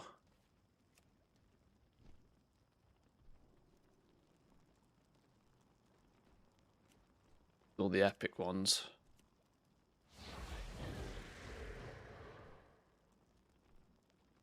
I mean, if they don't put Moxie on the profession tools, you can mass produce profession tools to skill up as well, in theory. I guess the only reason I've kind of ignored the profession tools from the purpose of leveling is because I expect them to cost Moxie to make, which instantly takes them out of an option for leveling with.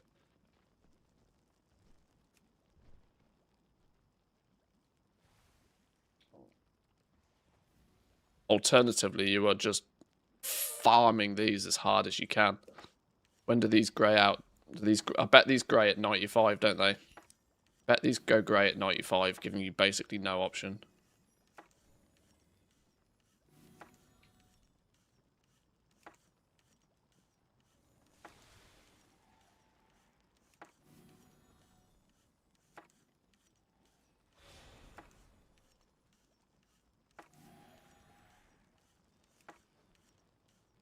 Oh no, they don't. They go all the way to 100. Well, that's well, okay then.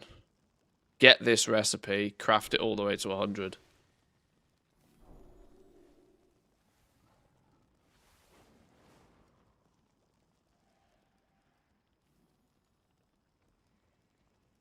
Good luck with those 200 character alt armies with the lumber. Oh, concentration alts aren't going to be doing patron orders.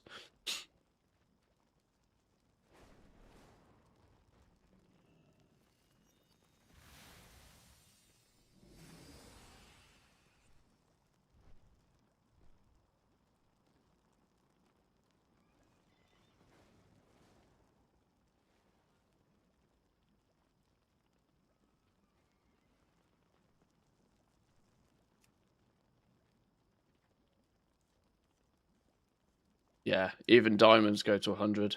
So actually, in theory, there is a path to success. It's just going to require people to produce an absolutely disgusting quantity of these bandoliers and then put them in the bin.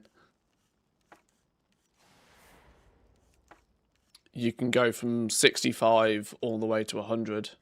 You're just going to need this recipe. There's one of 4 recipes you can do this on. You're probably not going to want to do it on the diamonds because the diamonds will be expensive.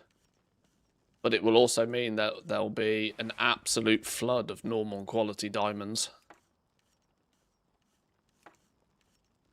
And while it claims it's giving me skill points, it's kind of not, is it?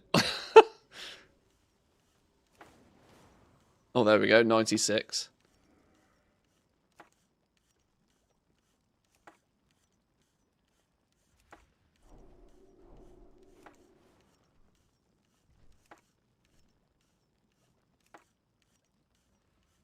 $98, $99. I'm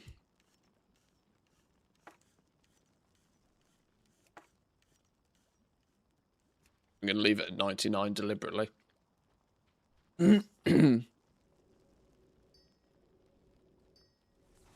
Because the second I push it to 100, all of this information goes away. This is good information to actually have. Okay. Skill 65 plus.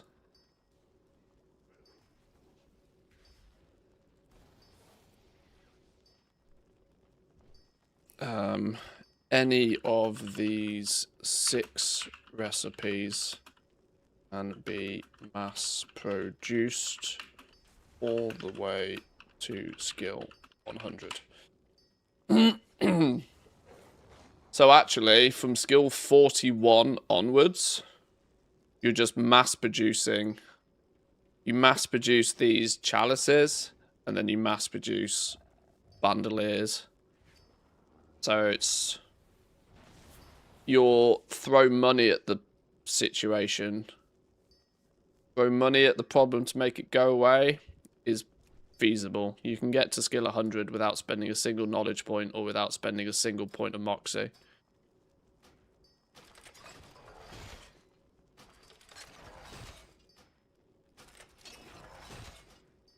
So there is at least a path to success, which can be done in one sitting. Okay, well that's cool.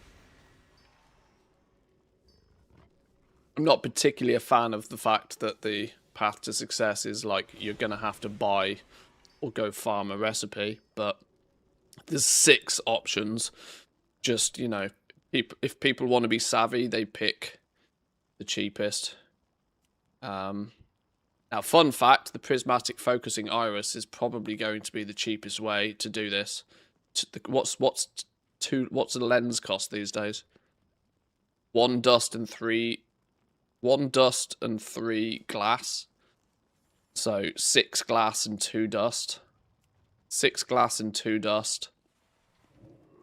6 glass and 4 dust is the total cost.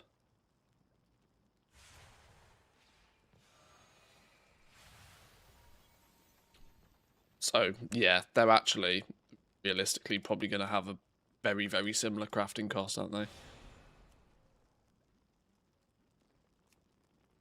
Okay, well that's dual crafting. It's not as neat and as tidy as I'd like it to be, but it works. And at that point, you should have all your resources available to you to go out and pick a spec direction. What is nice to see, at least, though, is that this will work for all specs. So whatever you do actually want to spec into, whether it be gems or rings or necks or prospecting or whatever, you can get that 100 skill should you desire.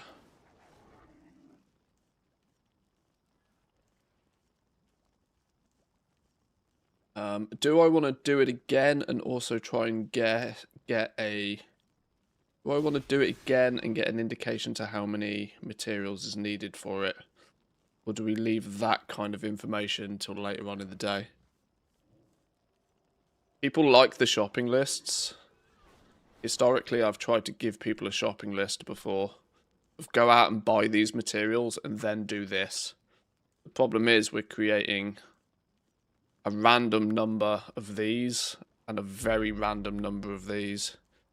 I produced 61 of them, but I also cheesed some points earlier on, which would have taken these.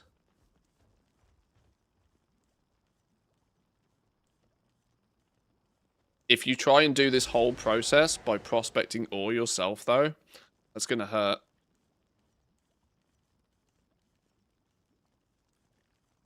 That's going to hurt. Should we simulate that? Should we see just how much ore it takes to do this? You'll probably use copper ore for this as well, because you need a lot of the basic gems. Okay, we're gonna now I know how it works. Now I know what the path is. Let's try and figure out what the material costs for this is. If I'm gonna do it, we do it properly, and then I can just put a tick next to junk crafting and move on.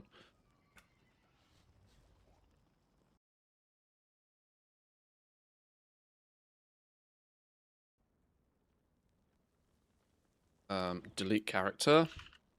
No turning back.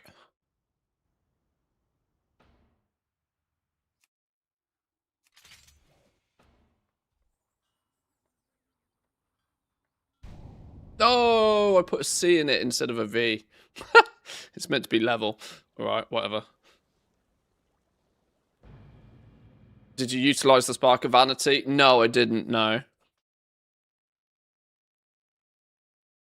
I do have a sneaky suspicion there will be some professions where the leveling path will be use sparks of vanity for like and craft 10 of these.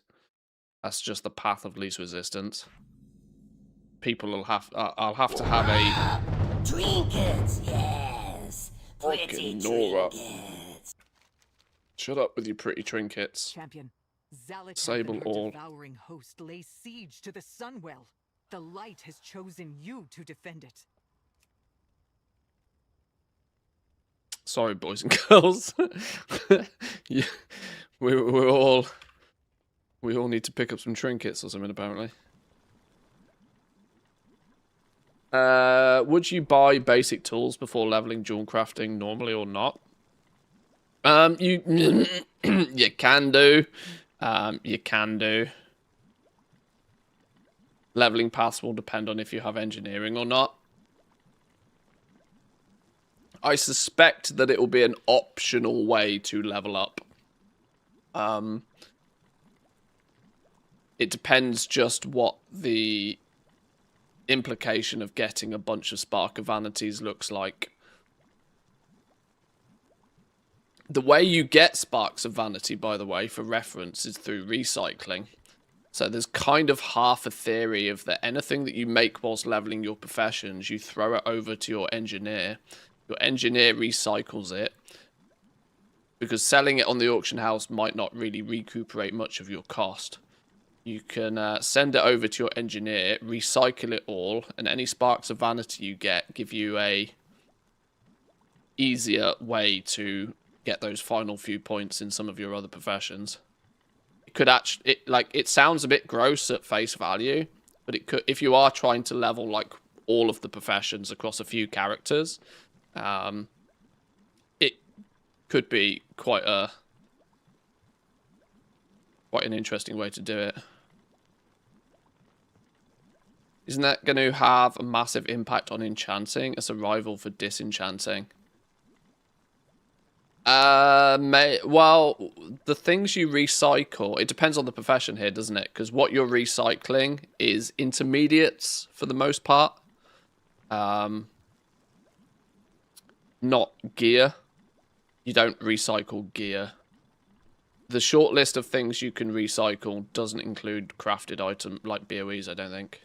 But those will still get disenchanted, turned into dust. Peace. What I need now is a couple of thousand copper ore, or a couple of thousand quality 1 of the basic ore, really. We're going to try and do this in a self-sufficient way, which isn't that natural, but it's basically by using what we gain access to by prospecting the ore, if that makes sense. Be careful. Where's the box of rocks? I have just the thing. We need to open a fuckload of these to get Q1 ore.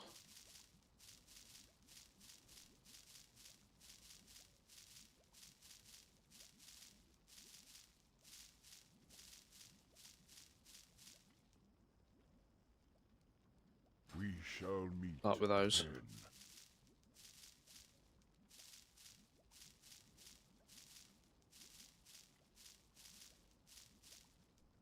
We've got Q1, Q2, Q1, Q2, Q1. What's going on here?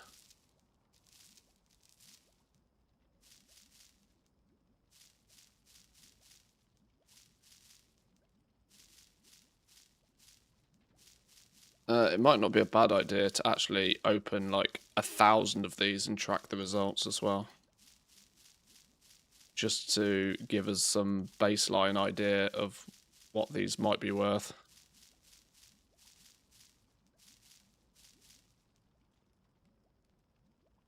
Can already tell that they're weighted more towards copper already. Looking for something special?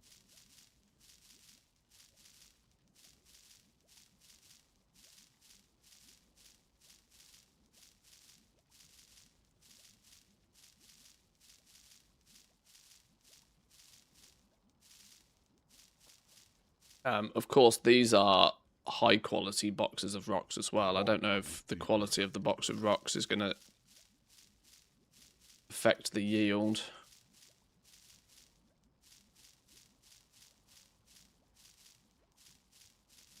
Sciencing that is going to be a little bit more frustrating because you'll have to spin up a bunch of alchemists to use cooldowns to make the normal quality boxes of rocks. I'll leave that to somebody with more time than I have.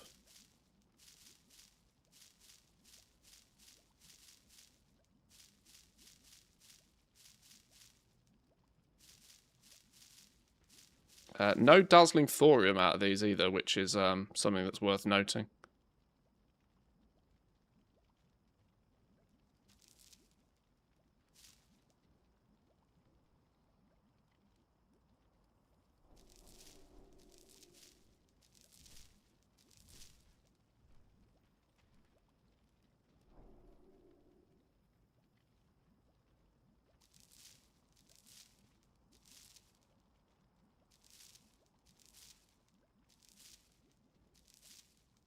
Greetings, traveler.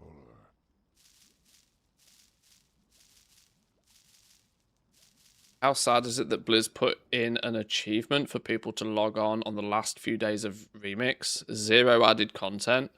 Please just log in to register engagement. Yeah. The thing is that Josh came out and said that they were planning like big things for the end of Remix, like a big send-off event. You know that's been axed, by the way. You know that whole thing has been completely axed.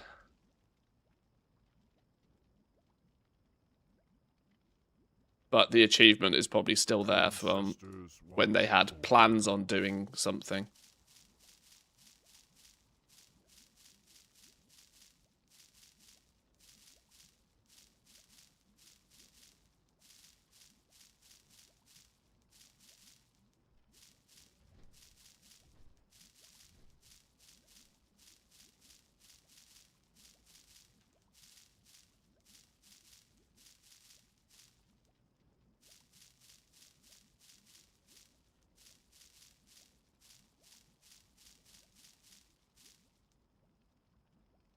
Oh, I wanted 1,000 of each of the quality 1 ores. More rocks. More rocks. What kind of content did you want them to add? I had my fill of Legion Remix, so just logging on to get one last achievement is good for me.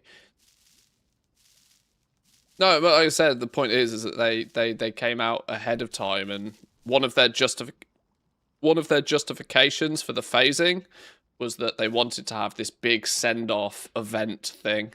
They really liked the fact that at the end of they saw that at the end of Mr. Pandaria, people got together and, like, you know, they, I don't know, RP'd the shit out of it or something. I don't know, but like I thought it was all a bit bullshit. I don't think it actually happened anyway. But they were they came out ahead of time saying they wanted to make a big send-off event. That's why they were phasing things and whatever.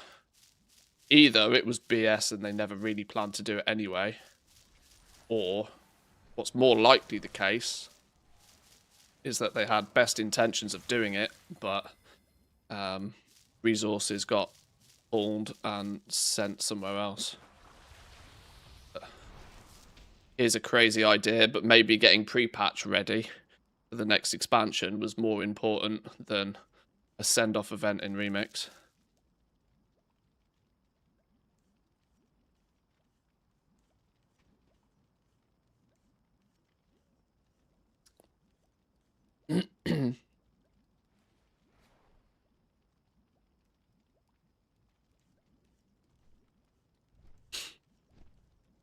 Maybe the last 2 weeks just do some loco stuff. Khadgar is corrupting you and you have to kill him as a boss. Who knows? Just something fun. Yeah, the whole point of like Remix, Plunderstorm, these sorts of like mini events is that they're meant to be able to like let go of the reins a bit and just let crazy things happen because they don't have any impact to the cadence of the normal regular game. Right, we now have 3,000 of the main ore.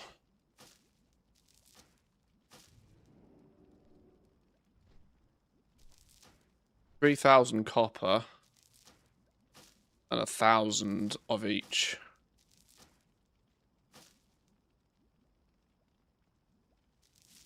Of these tin and silver to play with.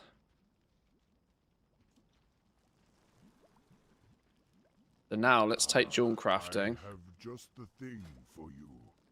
Let's level it by the path that we figured out a minute ago and see how many materials it takes to complete the process if we do it in a sort of self-sufficient way. If wherever we need materials, we create the materials, if that makes sense. I tend to not recommend people do this because you'll be terrible at prospecting and there'll be better prospectors out there, but we'll see. We're going to need a...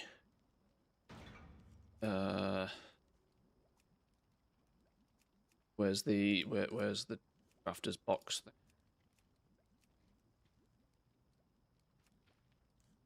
Smell it, it's close. Okay. What were we crafting? Deadly periods, deadly lapis, a bunch of cuts, bunch more cuts, a bunch of chalices,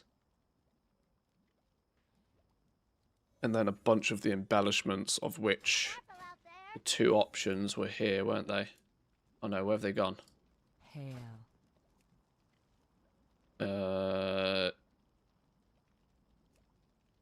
Here. I'll pick up both of these recipes. My recommendation is you pick up, like, when the game goes live, you'll take either or of these, I suppose. One takes slightly more glass, one takes slightly more gem dust, but either or.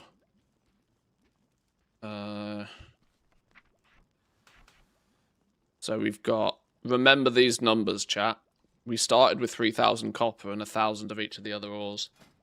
Let's see what we've got to do to level this up. Let's assume that because we need a lot of basic gems, we're just going to smash through copper. Although I'm not sure exactly... We might have the weird scenario again that copper acts like bismuth, so even though it's the common material, it ends up being more expensive just because it's used so much more, which in turn would mean the cheaper option is to prospect the silver and the tin, but I don't know that for sure until the game goes live. Let's assume the common ore is more common and therefore cheaper, but let's see. Let's smush down a bunch of this. The winds guide you. So, guide said to take it to 15 just by doing prospecting, so let's do exactly that. We will be doing many more prospecting in order to do this, and much crushing as well, to be fair, but...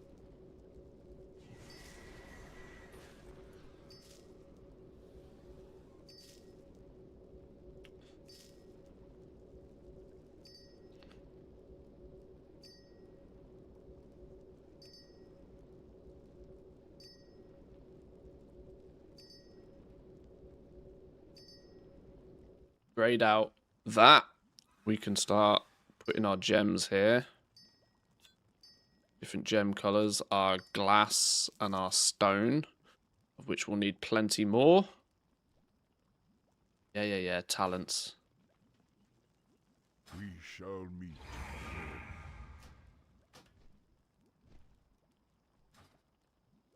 again. Peace, friend. Train up everything. Train up everything. Then deadly peridots or deadly lapises, and we craft 5 of them. Either one of these 2 recipes. Now, oh wait, hang on. I've got dust that's turning up from somewhere. That's warbank materials. Why have I got mats in me warbank? I didn't want mats in the warbank for this exact reason. It gets in the way of figuring out how many mats I need. Yeah.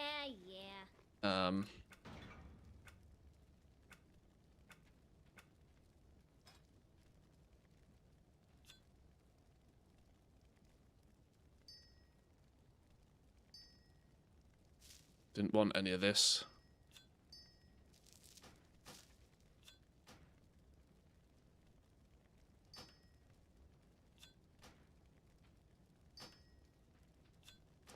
Exactly the reason I didn't want to put mats in the warbank. Shit, all of this is going to get in the way, isn't it?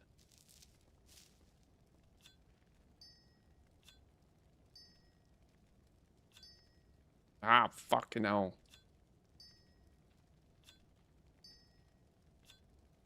On a science here, game. Those herbs ain't gonna matter.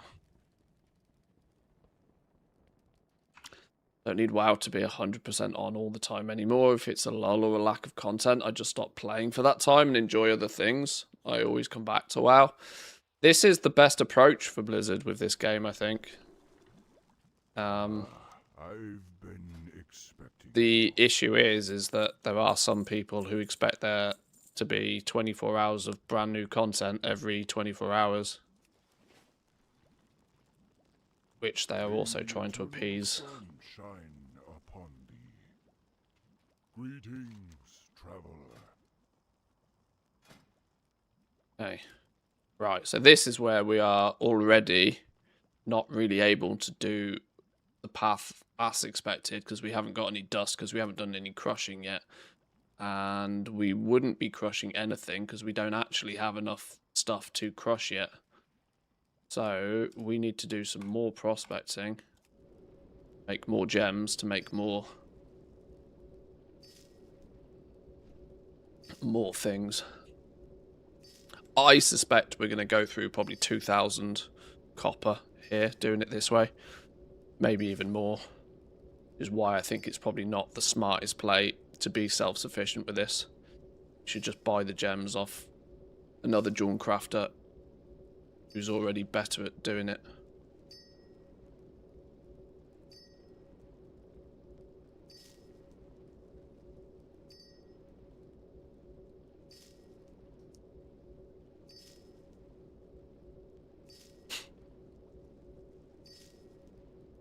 Finished remix by spending nearly 2 million bronze on a bunch of decor and extra pets. I mean, that's the way to do it, for sure. That's the way to do it.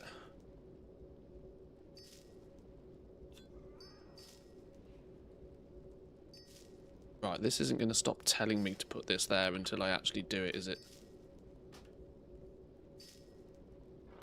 Fuck off with your stupid...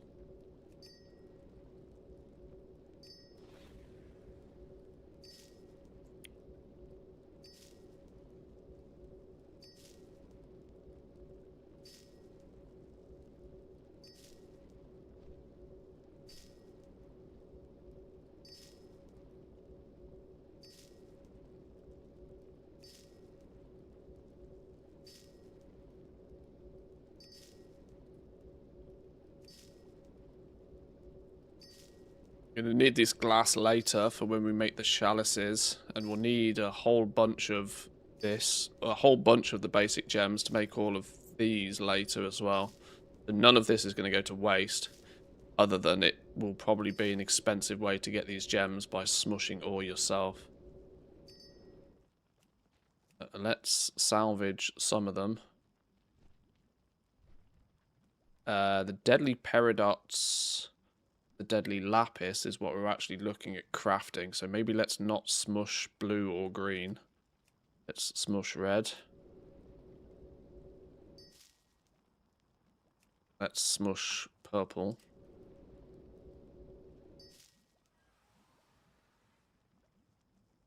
How many of these are we meant to be making? Like 5 of them. So we need at least 5 dust in order to do that.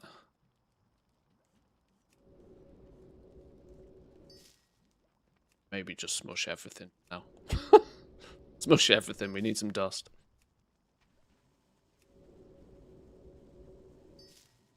Smushed all is our dust.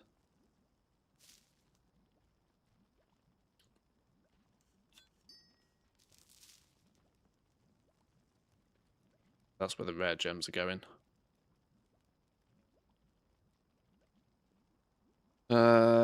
Okay.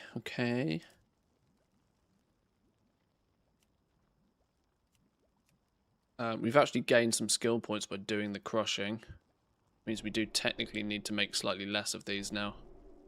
Actually, so maybe slightly switching things up. Prospect a bunch and then crush a bunch.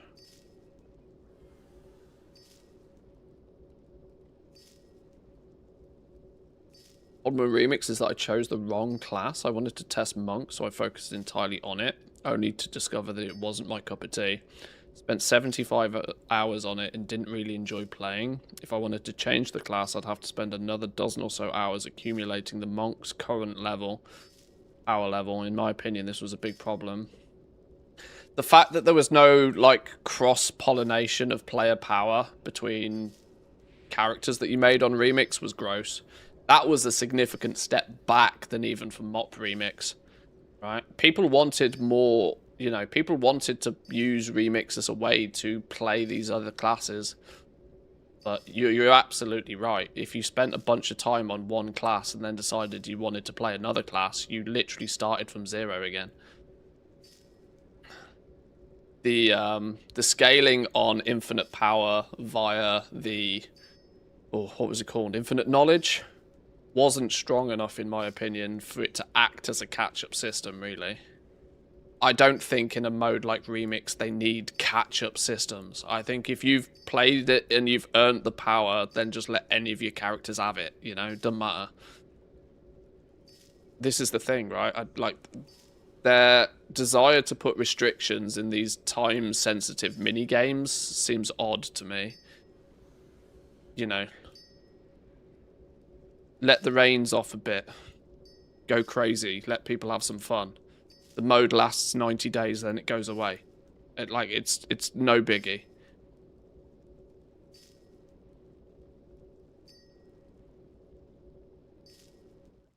I mean, this was my perspective on it from very early on, that it just felt weird that they chose to put so much restrictions in place on a mini game that's meant to be nothing but a fun thing to blast for a while. Felt weird. Restrictions are purely engagement farming in these modes. It's gross, but it's true, yeah.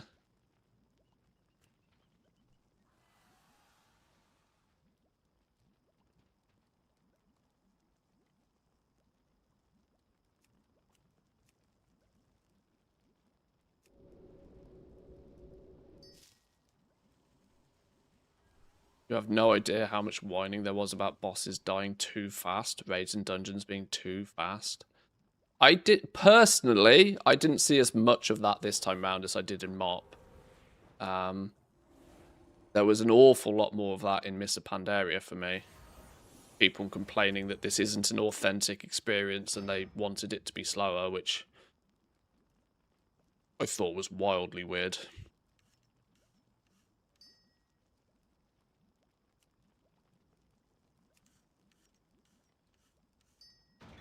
Right, we've got to 25 now. 25 to 35, 5 of any of these 4 cuts, which was basically these top ones, wasn't it? Whichever ones of these we have materials in order to craft, we craft a bunch of these. So since we've still got some gems and some dust, we can make these.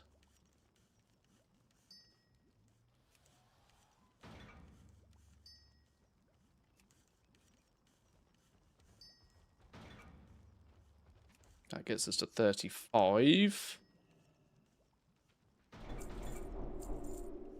Now we need, what was it? Versatile amethysts or versatile garnets? Amethysts or garnets? We've run dry on those. That's not too much of a problem. We can quickly prospect to get some more.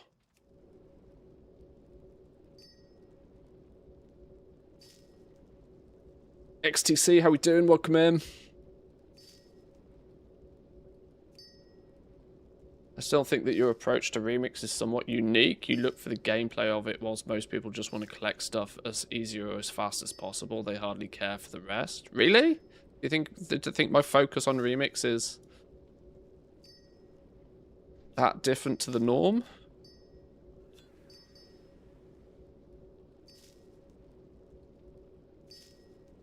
I mean, you might be right.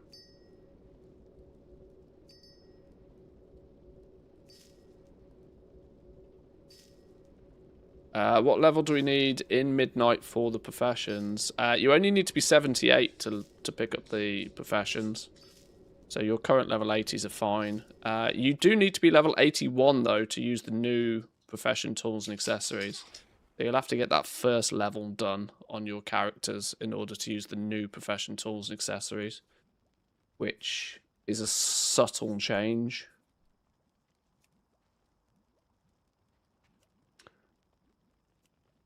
Got a bunch of these now.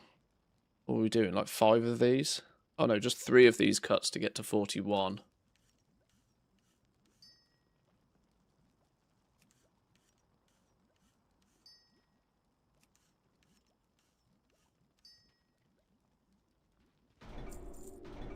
Then we make these things, and we make a whole bunch of these. This is going to consume the vast majority of the glass that we've acquired so far. We're 750 copper deep at this point. So, weirdly, it's not actually an outrageous amounts of materials to get these, like, first 65 skill points. 65 to 100 is going to be gross, though.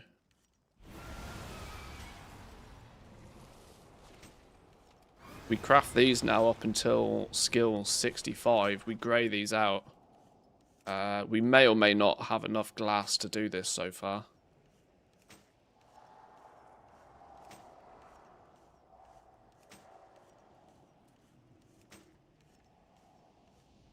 Oh yeah, 81 is definitely better than 90 for sure. There's no reason to push to 90 as of yet, at least. Why we have a lot of comments that concentration alts will not be that big this expansion? Is it because of ranks change? It's a couple of reasons.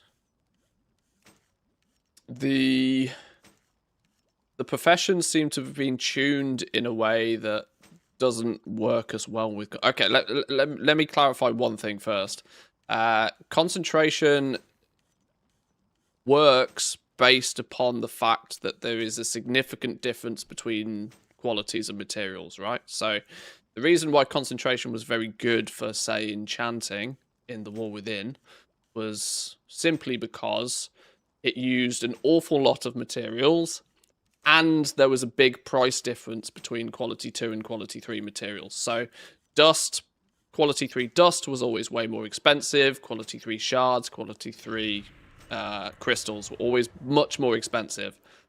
Multiply that difference in price by the fact that some enchants were using like 70 to 80 materials. This is why concentration was very valuable to use with enchanting. What they've done in Midnight is they have obviously dropped the amount of qualities down from 3 to 2.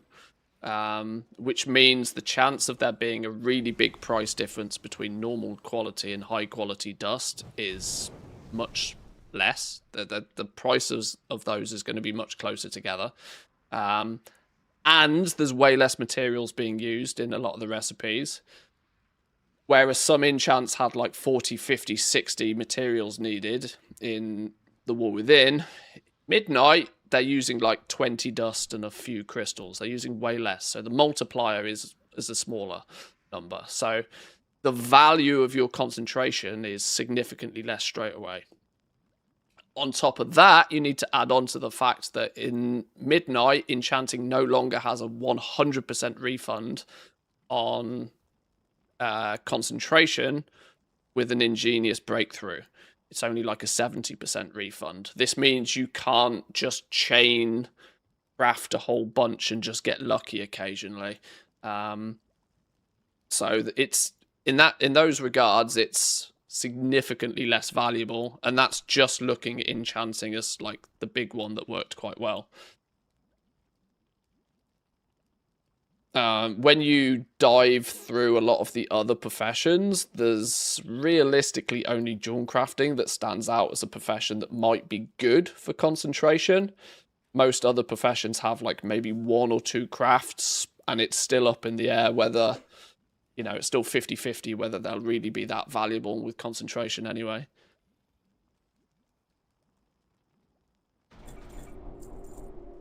We've hit 65. Now we need to learn our recipes. We need to choose which recipe we use for this little mini test, but we're about we've got to skill 65 and we're about 750 copper deep.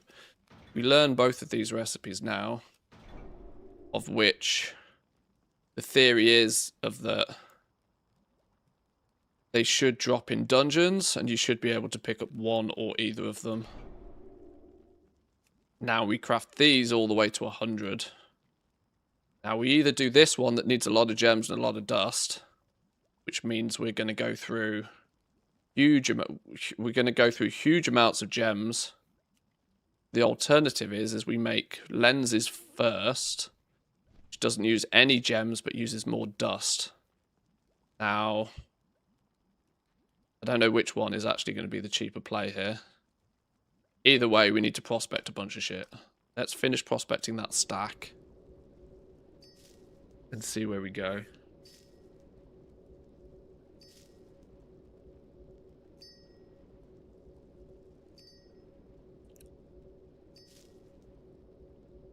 Is there a reason there isn't a great mod for prospecting simulation? Is it because there aren't API methods, or is it too complex to bother?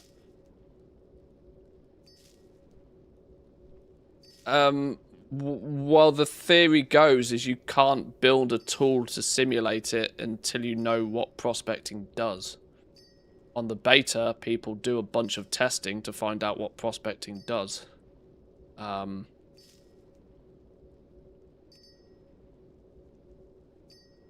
You can't run before you can walk. You need to know how the system works to build a simulator. What people tend to do with prospecting is they'll use the beta, and you should probably do this a matter of minutes before the game actually goes live to make sure there is the least chance of something changing between beta and live, in order to prospect 10,000 of each ore, and you write down what you got by prospecting 10,000 of that ore. Slam that data into a spreadsheet and do some maths on it, and then you can figure out at what price you should be buying your ore when the game goes live and it's all up and running properly. The simulations are basically people have spreadsheets to do it, but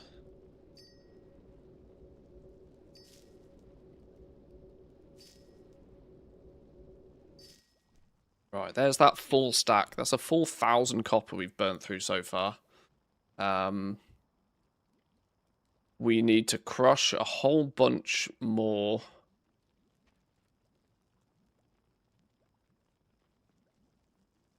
So it looks like a good 750-ish copper was enough to get us to level 65.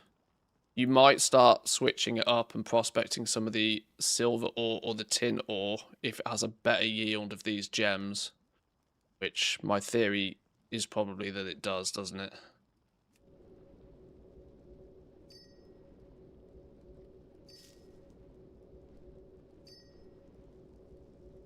The only thing is that prospecting the silver and the tin is going to give you these flawless gems, which, weirdly, we don't actually need. Odd as that sounds, we don't actually need these. But maybe we can crush them, or maybe we sell them to then buy more gem dust.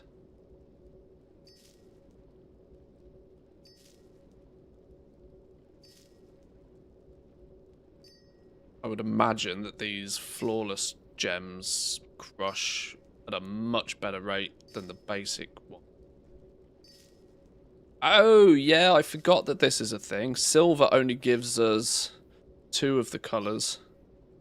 Tin gives you the other 2 colours. That means you are going to have to... You are probably going to have to prospect a bit of both.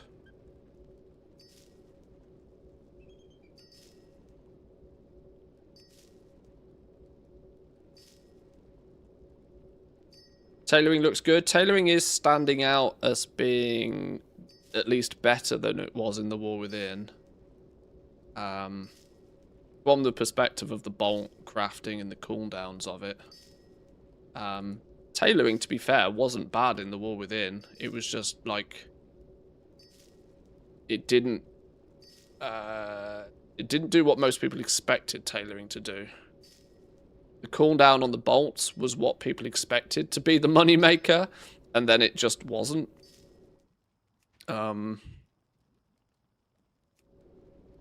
It was actually like mass-producing bolts with a highly effective build in the first season. After that, it kind of fell on its face. And people kind of have this false impression that tailoring was dog doo-doo, because it just wasn't very good for concentration. But actually, if you were on a realm selling capes, you basically always had a customer.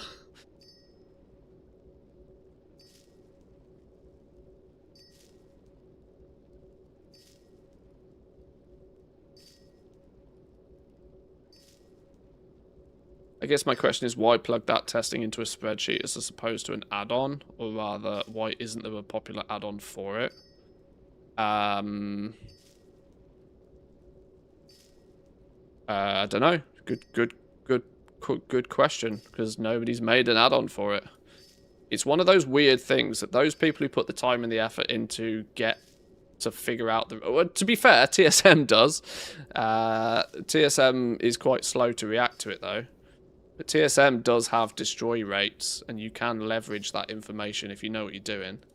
There isn't an absolute dedicated add-on, just, you know, is like an in-game prospecting calculator.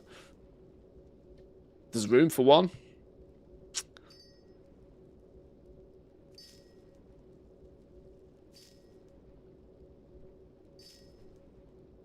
The issue I always see at the beginning of the expansions, though, is that people argue against what the rates are. Because, you know, it depends. So people track their own data, but if they haven't prospected like 10, 20, 30,000 ore on the beta, you know, how accurate is people's data, you know?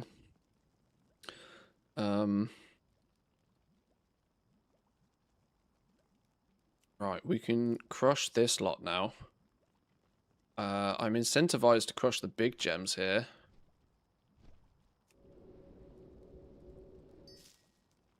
Three dust apiece. I'm incentivized to crush the big gems in order to get more dust. And use the small gems. Craft these. Although this feels outrageously wasteful either way.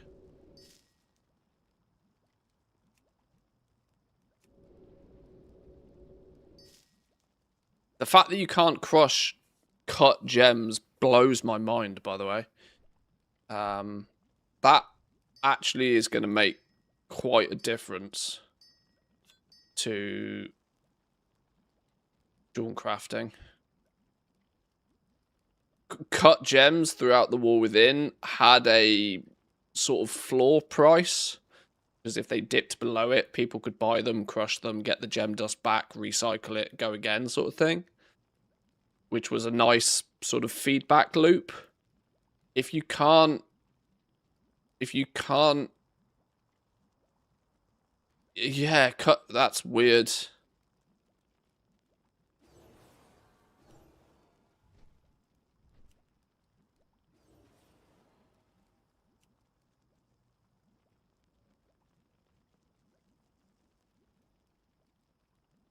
Okay, getting the mats needed to... Getting the materials together to get these last points is going to be so offensive, it's not even funny.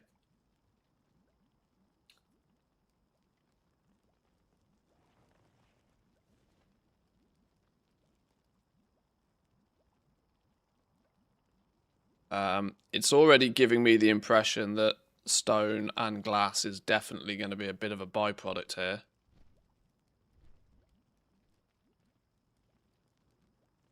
What will you do with the cut Q1 gems then?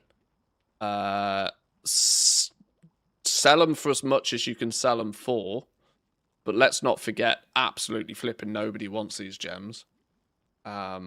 These are just, you know, they might just end up vendor bait.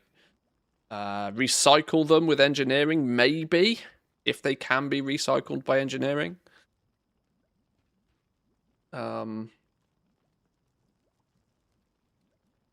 But if they don't open up sparks of vanity or the cosmetics that they then go on to create, if they don't open them up for trade, then you're not actually really gaining much from them, from recycling them.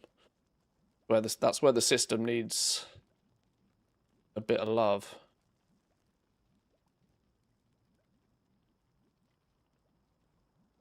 There's no getting away from the fact that leveling this up in a self-sufficient way just makes no sense to me whatsoever.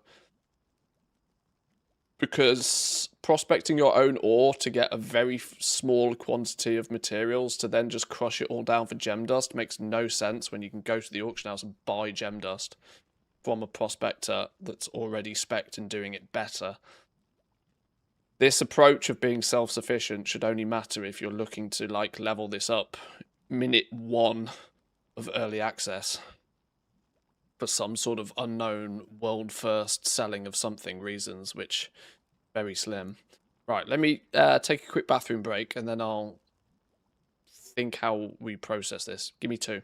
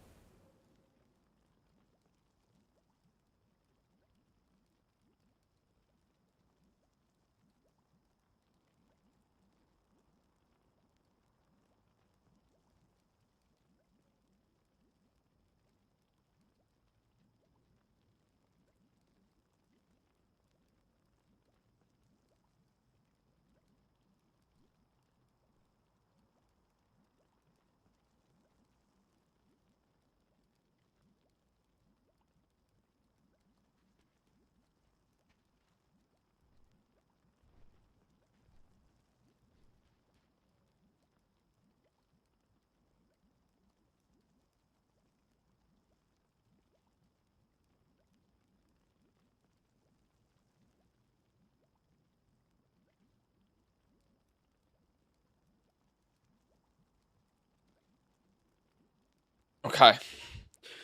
Okay. Right, I'm going to dog fluff. We're going to science this properly, because I think it's worth. Let's just smush an entire bonus stack of copper. We need it for the basic gems.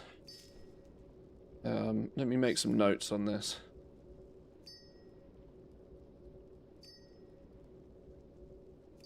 $65 to $100.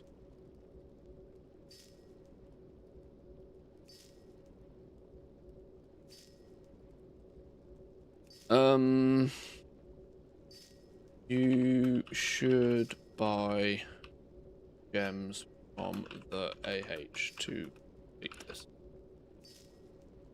Prospecting self will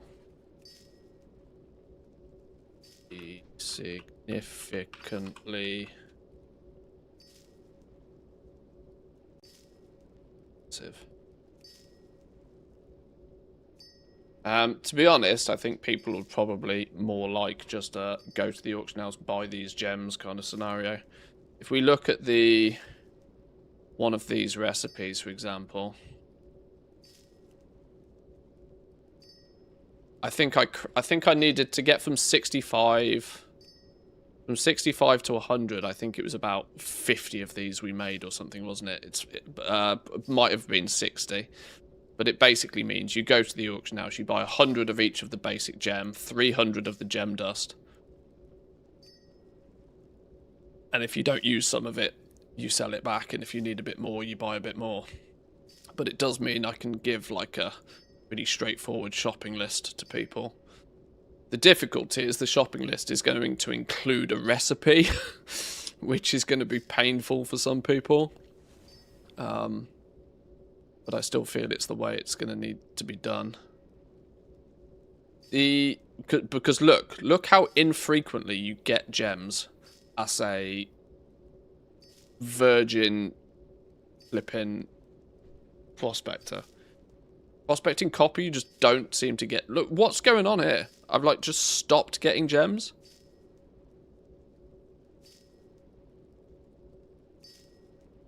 Oh, there we go.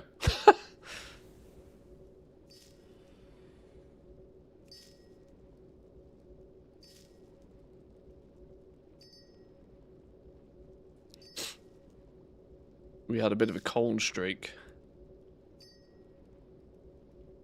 But the fact that you're going to need probably 60 of each of these gems.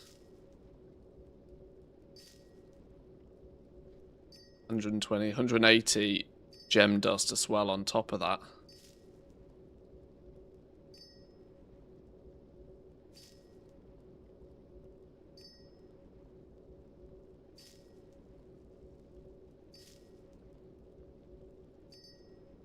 Every time people asked about salvaging profit calculations on CraftSim, the implementation is always on the to-do list.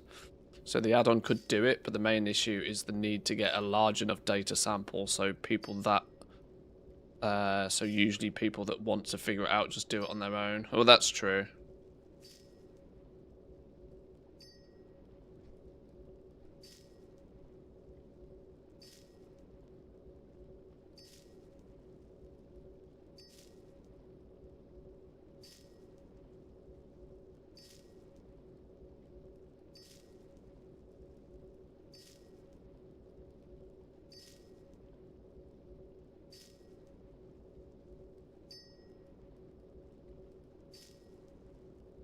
Yeah, it definitely feels like the value in prospecting copper is going to be very, very, very slim.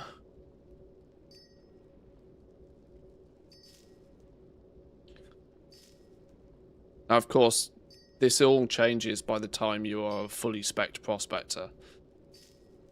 But like I said, the emphasis here for me is that you're prospecting this, you're getting lots of stone and lots of glass, but you're not getting enough gems to even craft the things in the first place, never mind enough bonus gems to crush to get the dust you need.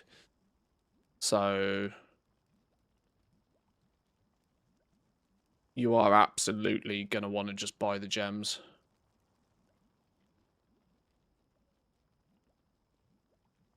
I probably want to spin up a jewel crafter that's fully spec'd into prospecting, see just what that looks like.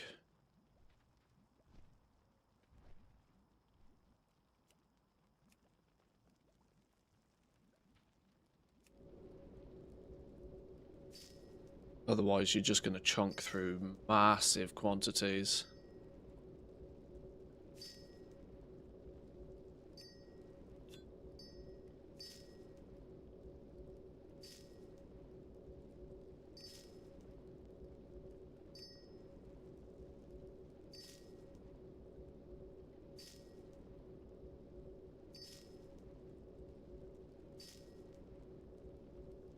But yeah, anybody crazy enough in the first couple of days to try and prospect their way to success is going to cause huge amounts of stone and glass to hit the market.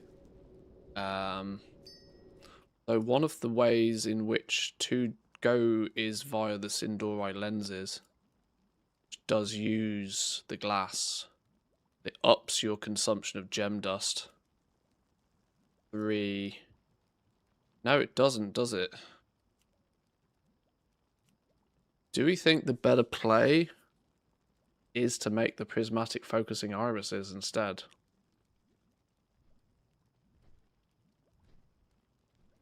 I think it might be, you know, rather than these bandoliers, because prospecting to get 60 of each of these gems is just not that viable. And then you still need a lot of dust, but you can at least use the glass you're gaining here. That makes sense. If it makes sense. Smush all of the gems. Yeah, maybe the prismatic focusing iris is actually the better way to go.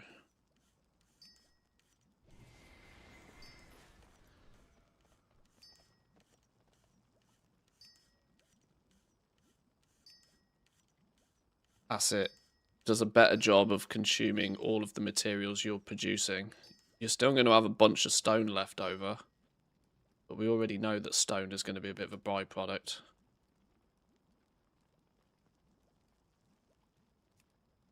Just smush absolutely everything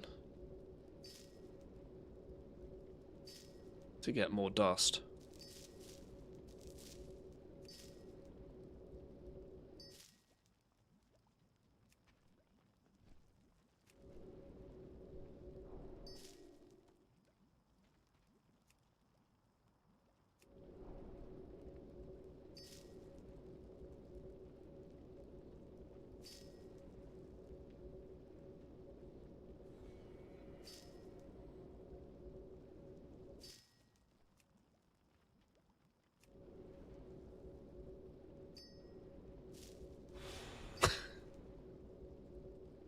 It's still very dust heavy though, I don't like it.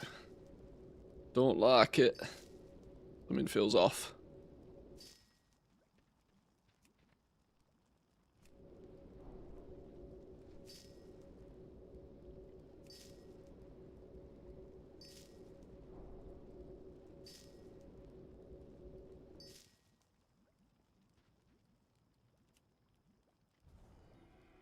Oh, you need 2 lenses for each one of these.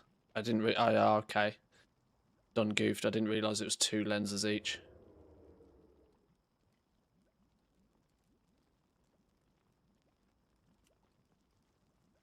So that actually makes this one take 4 dust instead of 3 dust. It's still technically cheaper long term. But yeah, prospecting your way to getting enough materials to craft these all the way to 100 is outrageous.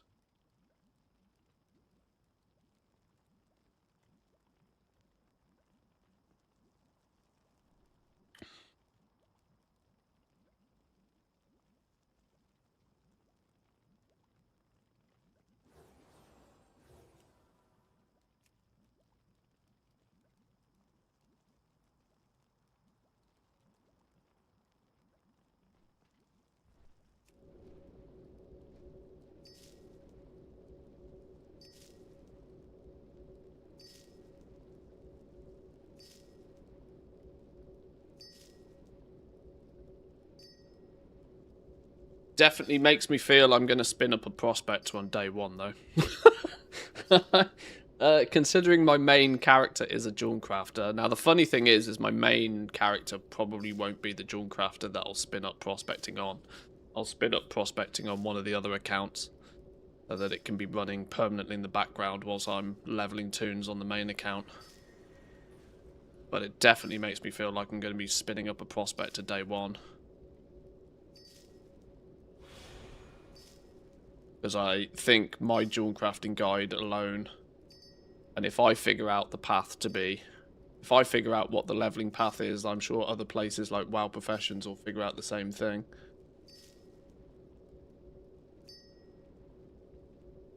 And if the shopping list is please buy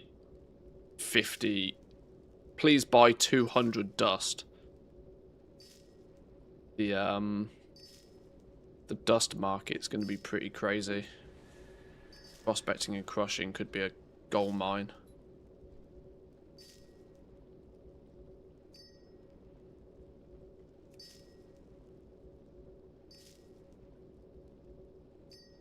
No barking. Neighbour's dog's woofing has set these pair off.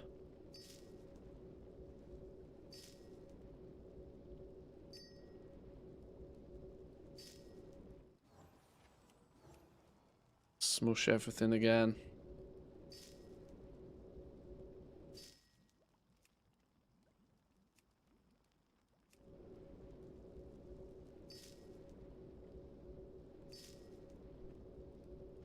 Interestingly, salvaging the flawless gems doesn't really seem to have much of a better yield than the normal gems in terms of dust. I mean, it does slightly.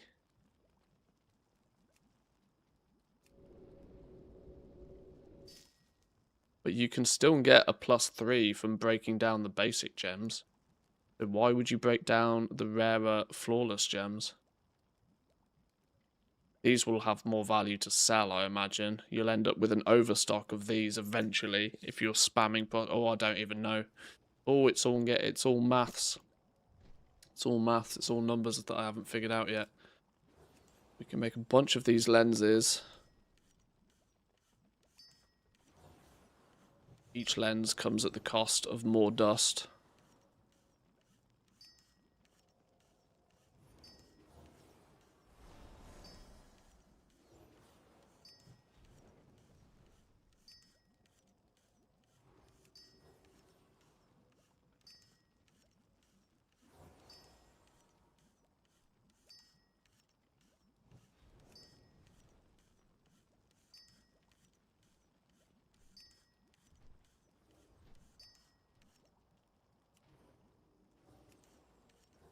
$15 of these bad boys.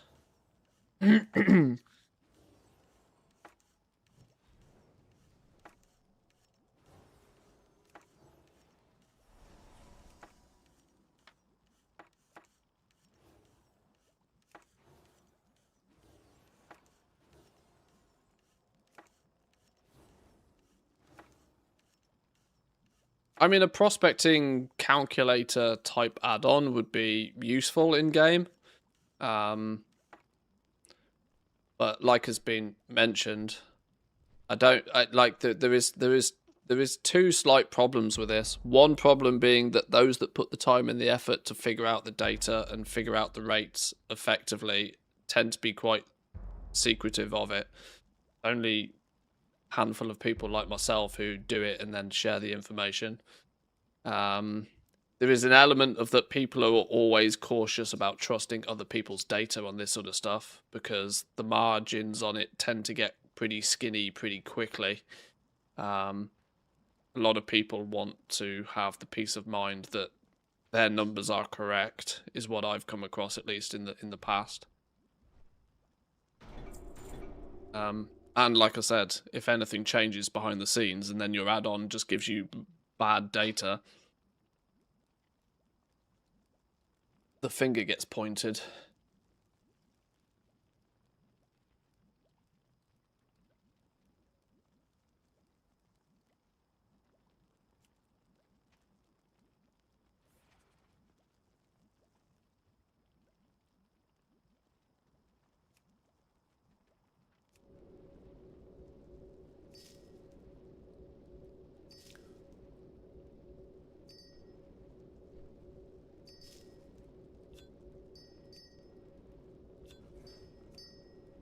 I'm not even sure, you know, if we prospected all of this ore, whether it'd actually be enough to get skill to 100, which was 3,000 copper and 1,000 of silver and tin. Can you imagine if jewel crafting takes 5,000 ore to level it from 0 to 100? In one sitting?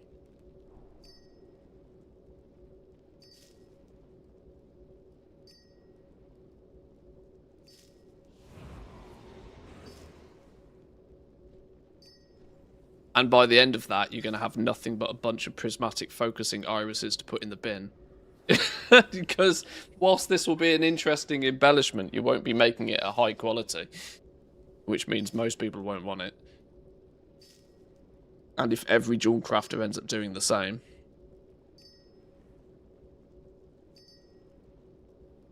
Now, most people tend to consider the cost of leveling up a profession like sunk cost anyway.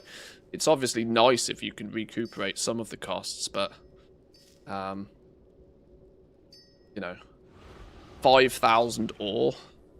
Let's say that ore is 10 gold a piece. That's 50k to level up your profession, which is not too bad. But do we really think ore is going to be 10 gold a piece day one? Probably not.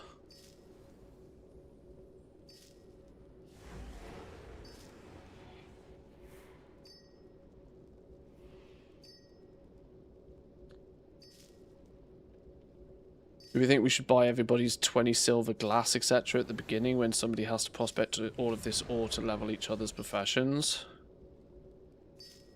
50k is a rounding error.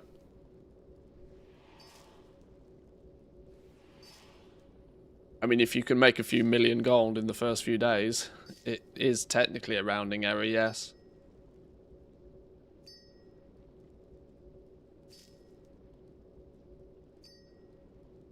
The interesting thing will be is if players do choose to go this route to level jewel crafting on day one, yeah, there will be a big surplus of stone and glass that's produced because of it. I need to remind people, though, that this prismatic focusing iris is a recipe drop that you will also have to buy the recipe. Now, if I publish this as a way to level your profession and other people catch on to it, there's a good chance that these recipes will end up being 50k a piece because people know that they're going to sell to every jewel crafter, which is another problem. What have we run out of? We've run out of that ore. We smush everything we have so far.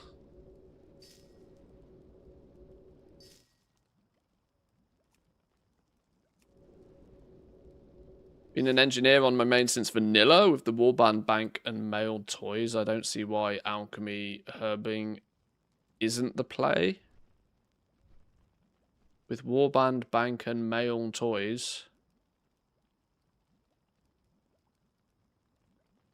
For starters, if you're going to go herbalism, you take mining as well. It's very difficult to recommend people go out and gather one material when there's the chance to gather 2 materials. It means you spend less time flying between nodes and more time picking up stuff of value when you have both herbalism and mining on the same character. I don't understand what it's got to do with engineering, though. Maybe I've missed something.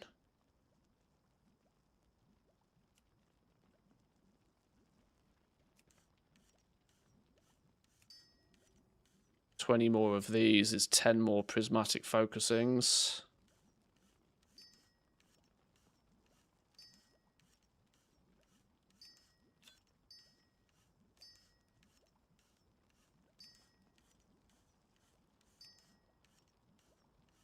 I'd really like to see somebody do a dedicated every step concentration setup video, even if it wasn't Mantheus. Concentration setup is absolutely brain dead simple in Midnight. I can tell you exactly how to set up a concentration alt using 3 words. Are you ready? Get the recipe. There you go. Done.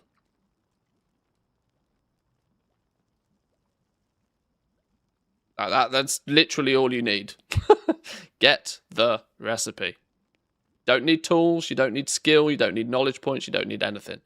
You need to do whatever it is you need to do to get the recipe that you want to use concentration on. That's all you got to do. Get the recipe. Because there's only 2 qualities. Literally, there's only 2 qualities. You turn up, you get the normal materials, and you hit concentrate. Boom. Done.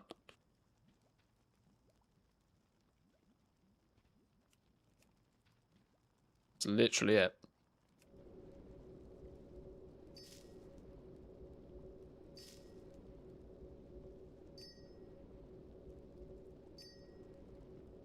This is another reason why I am not convinced that concentration is going to be the cash cow that people think it's going to be. Because the barrier to entry is basically non-existent. The barrier to entry is having a bunch of alts and the willingness to log through them all every few days. But when people are getting level 80 characters in less than 4 minutes now on Remix, it scares me to think just how many characters there are going to be out there.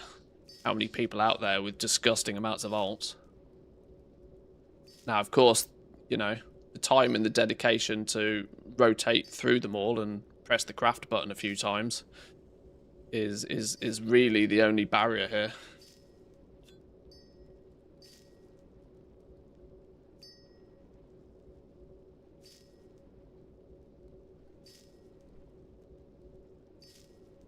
I mean, I will put together a bit of a guide for concentration, and what it'll basically boil down to being is which crafts do I think within each profession are worth spending concentration on. There isn't really going to be that many within each profession, though. Each profession has, like, excluding engineering, each profession has maybe 2 recipes that you might spend concentration on.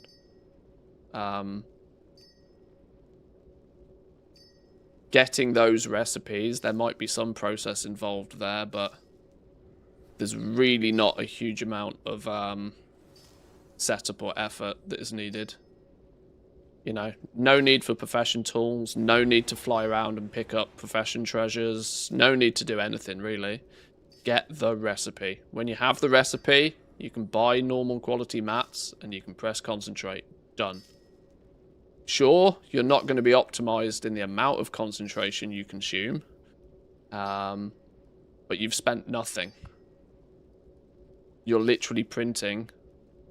If you are profitable, you're profitable from day one. There's no, it's going to take you a month to recuperate the costs. There's none of this business. Which means those people with 50, 80, 100, 200 level 80 characters at the moment, like, 0 effort can start printing from day one. The repercussions of that on the market for those crafts is going to be kind of crazy.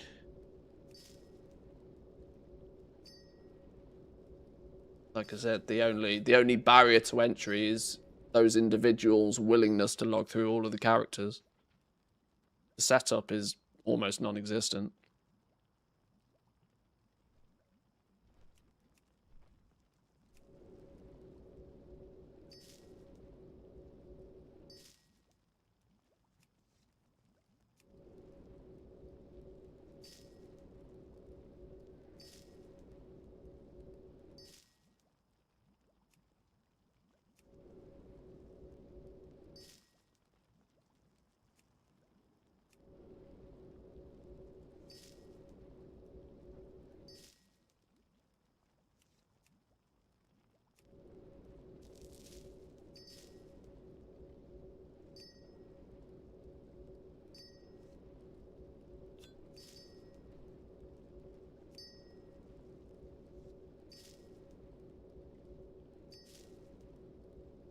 It does have a window of opportunity. It's going to be quite small, I think. Yeah, I'm... I mean, at least it does mean that for most professions, a step-by-step, you know, an idiot's guide to concentration will definitely be easy to put together. There's only really two professions that stand out for me as like interesting: enchanting and jewel crafting. Alchemy, for example, you literally, if you've got one alchemist that's already done a little bit of work, alchemy literally is learn alchemy. I think you need like 50 moxie to unlock the flask recipe, each of the flask recipes. You need to do whatever you need to do to get 50 moxie so that you can unlock the flask recipe, and then you can craft flasks. You don't need a single skill, you don't need any profession tools, you need nothing to be concentration crafting high quality flasks within seconds, literally seconds of the expansion going live. Is that your wallet? Or are you just glad to see me? Both, I hope. Go down with the 4 months. Thank you very much. I appreciate that. Welcome in. I think all these people level so many alts that after a few days they'll give up logging into them. I mean, possibly, but just think about the amount of high quality consumables are going to be produced in those days before they give up. It's going to be wild. It's going to be absolutely bananas just how much, you know, the initial influx of high quality commodities is going to be outrageous. Now, let's not forget, it's basically 10 days from the launch of the expansion until the raid opens up, to where basically nobody needs any of them. There's a strong chance that the markets completely tank before, before the raid even opens. It's going to be really weird. It's going to be really weird to see.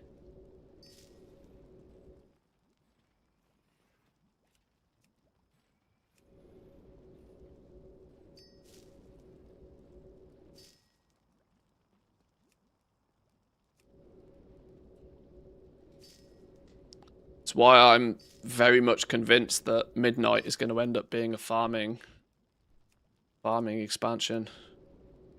One where the profit margins from crafting end up being so skinny so quickly.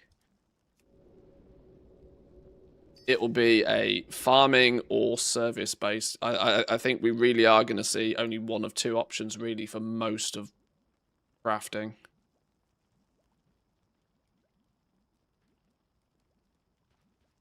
Like, build your characters towards doing work orders and fill work orders and hope for tips. Is probably the long-term play, because there'll always be people that want gear crafted. If you're in the right place at the right time, you can take advantage of that.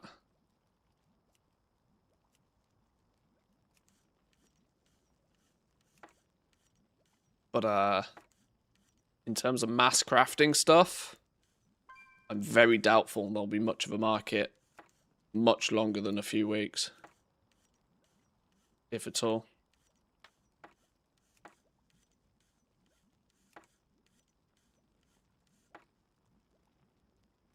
$89, we're getting there. Getting there. So far, we've gone through a full stack of silver. Probably going to burn through this full stack of tin, and we've gone through 2 full stacks of copper to get to 89 without the help of anybody else. You know what I mean? Without any outside play.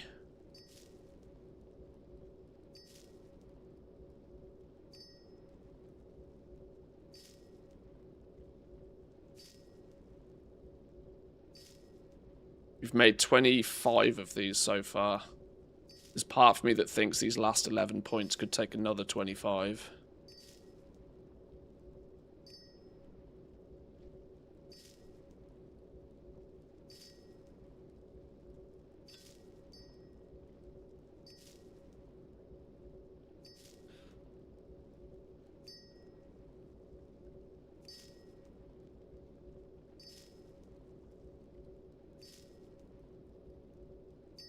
There's part of me that wants Blizzard to put the prismatic focusing iris on the trainer. The only problem with this entire process so far is that both of these recipes are drops. Which means the system works, but is subject to availability on the recipes.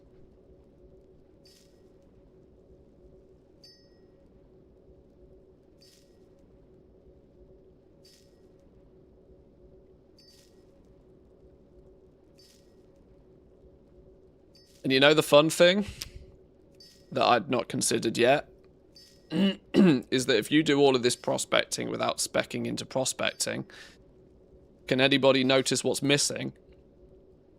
Has anybody noticed what we haven't seen yet? The one major disadvantage of doing prospecting without putting skill points into it is that there is no diamonds. There seems to be, unless we've just got very unlucky so far, there seems to be a 0% chance of getting diamonds unless you're specced into prospecting. Which is good for people who plan to go prospecting. It means there's not going to be any bonus supply of diamonds just filtering in from, like, newbie jewel crafters doing other things.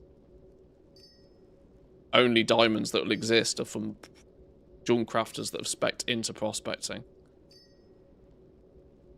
Don't have to worry about any random alchemists coming along with their thaumaturgy.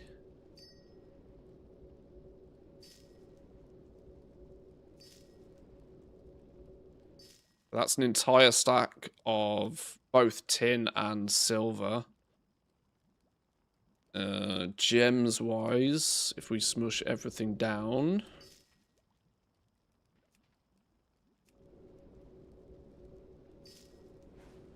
The only way to get high quality diamonds is concentration.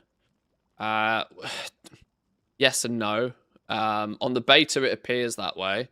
But it's only because some of the nodes are bugged. Where have they gone? These nodes, which are meant to give you bonus skill when prospecting their respective ores, don't work. These are bugged. They're not giving you the skill. That said, we did the napkin maths on it, and it still doesn't make sense. That even if you were to get the skill from these, it is still a scenario where you might need concentration. But the reason I'm not putting an awful lot of focus on prospecting so far, really, is that because all of this is bugged, and because I kind of think that this recipe difficulty is also just not balanced, there's a good chance that it all changes. But yeah, you're not wrong. The version of the beta that we have to test right now is that you cannot get high quality bioprospecting without concentration. But I cannot possibly imagine it'll go live that way. Because that is actually mental. Actually mental. It would slingshot jewel crafting to like #1 for concentration if they did it that way. But like I said, there is so many things that are clearly broken within the spec trees that by the time they come in and fix the spec trees, there's a good chance they will also fix this recipe difficulty to balance it all so that when you've got all of your spec points, you can guarantee quality, high quality from high quality, or would be my assumption.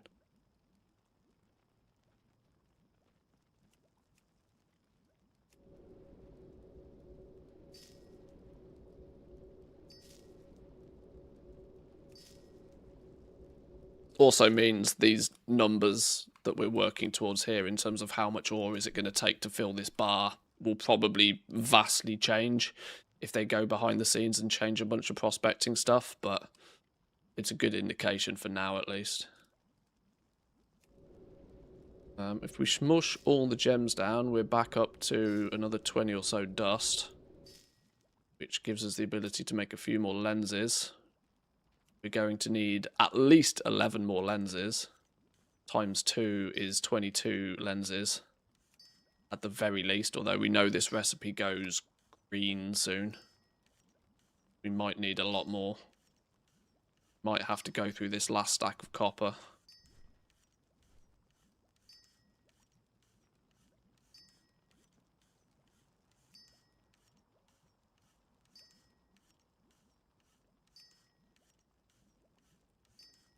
Need bare minimum 22 lenses, and that's if we break the rules of physics and get a guaranteed skill point every time.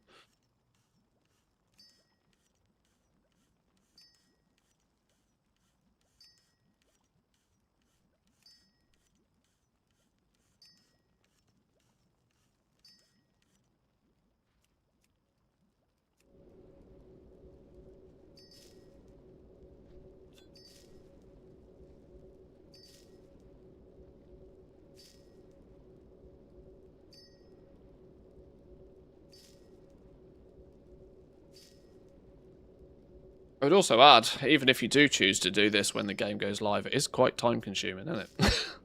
I genuinely didn't realise this was going to be so time consuming. My plan today was to try and blast through the basics on a couple of the professions, and we've done dual crafting. Sheesh, okay.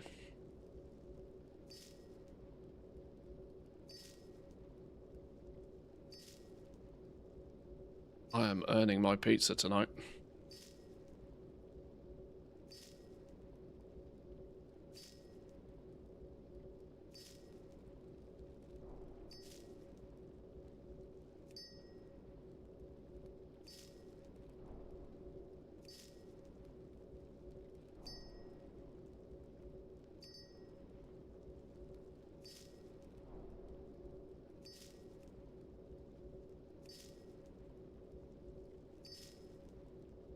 That give me enough gems yet? Probably not.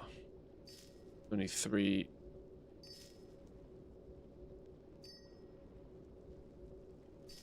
But yeah, a lot of stone and a lot of glass is being left over from this.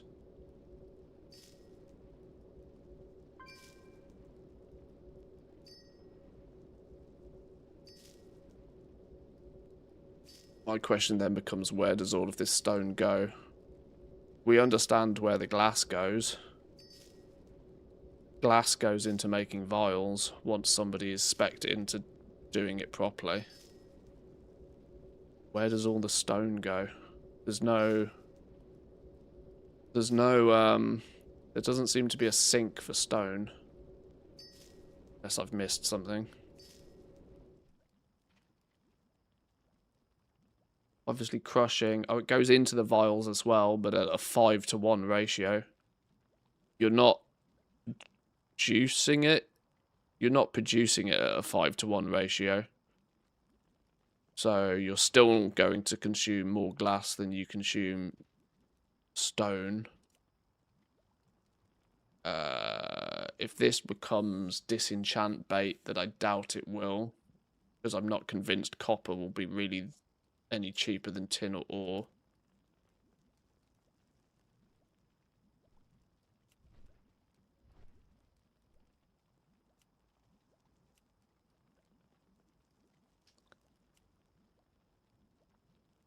$20 pieces in a piece of decor, 15 pieces in another piece of decor.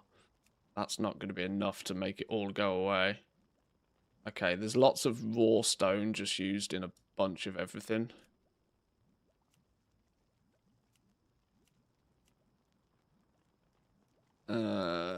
None of this is anything that's like heavily mass produced though. Yeah, stone's going to stack up. Stone's going to be one of those things that will end up being like 1 silver a piece within a week. There's no way for you to consume it fast enough. Actually consume it. Dare I say they would not be making a terrible decision to make this cost 10 stone. What's the command to open Goblin Toolbox in WoW? /GTB, I would guess. Goblin Toolbox. There we go, there's Mr. Woo himself. New player to WoW, just reinstalled it. Saw there's a WoW Remix Legion event ending in 3 days. Oh, ignore it. Ignore it. There's not enough time to ignore it. It was a 90-day mini event, but with only 3 days left, you probably shouldn't get too into it because it's going away in 3 days.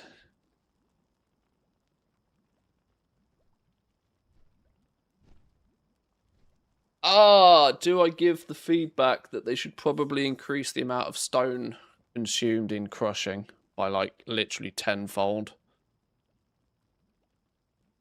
Does that knock it out of balance?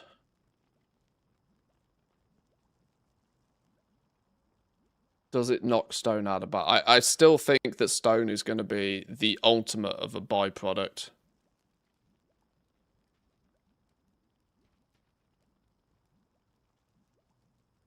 But then what does that do to the fact that... Oh, yeah, why would...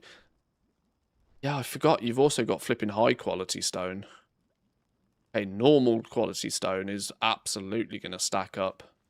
They don't want to crank up the quantity of this, because then that also cranks up the quantity of high quality stone that's needed.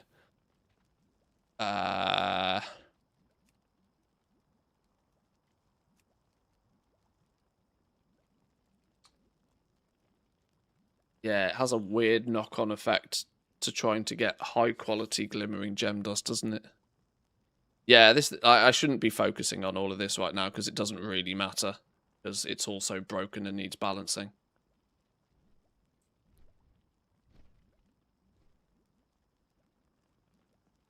Yeah, I mean, stone goes into a bunch of stuff, but it doesn't go... Like, it goes into, like, gear, which means it's bought in, like, dribs and drabs. You know, somebody will come along and they'll buy 12 of it to put a work order in for a piece of gear.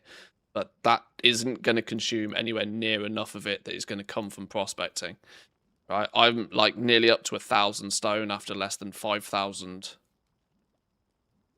ore prospected, which is going to create significant quantities of this that doesn't really have anywhere to go.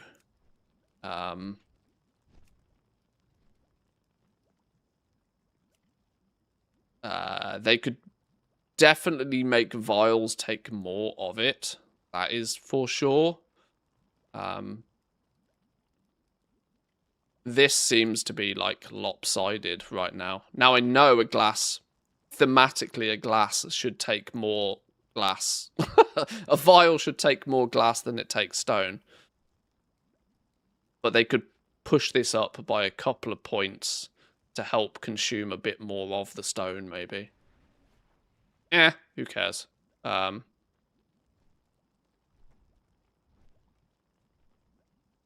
mean, if it ends up being 1 silver apiece, it ends up being 1 silver apiece, ultimately.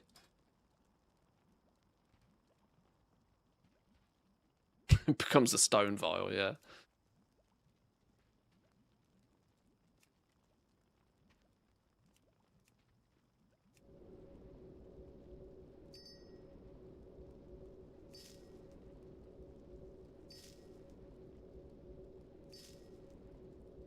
Dragonflight stone still holds its value to this day. Why is Dragonflight stone holding its value?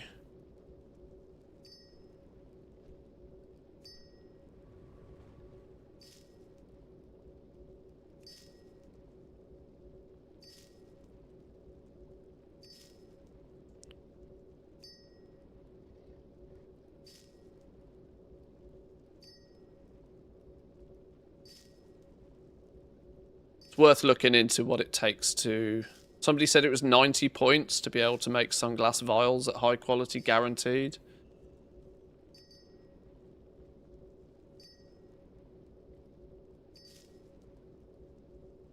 Which is a potential interesting path to go. Since high quality vials will probably be in demand by alchemists even before the raid comes out, in order to mass produce high quality potions and flasks. Unless alchemy has a weird way that they can avoid using high quality vials, which I hope is not the case.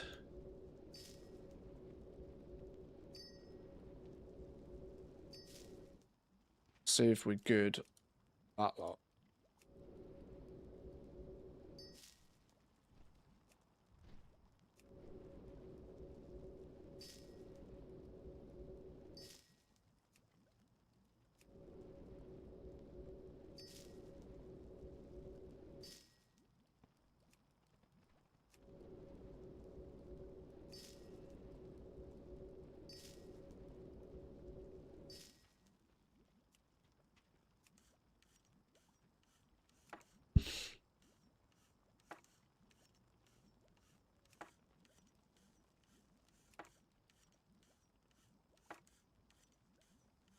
Ooh, we've hit the green stage. 92, 93.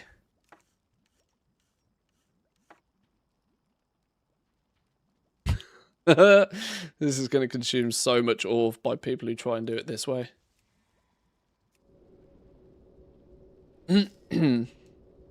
Somebody who hasn't gotten into profession since they added concentration. Are there still ways to make gold without having a concentration army? I don't like. I'm in the camp of that. I don't believe concentration is going to be the big win in Midnight. So I wouldn't worry about it particularly. Believe it or not, I'm putting a lot of my I'm pretty gung ho on decor, to be honest. Not even necessarily Midnight's decor, but the existing 240 or so crafted pieces of decor.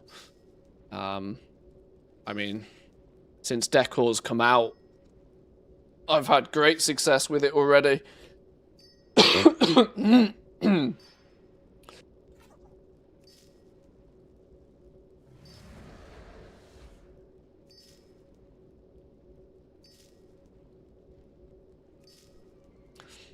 Yeah, for me, decor feels like something that's not going to go away. And because it requires you to be both, do some farming, do some crafting, and then be smart about how you sell things, that the people that figure out and become good all-round goblins will see good success with decor pretty much indefinitely from this point on, I think.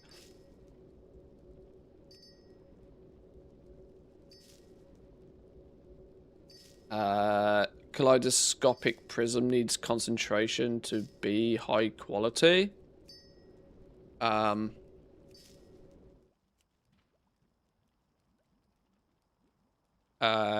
This isn't the right character for me to double check that, but I don't remember that being the case. I think if you throw all high quality mats at it, you can do it.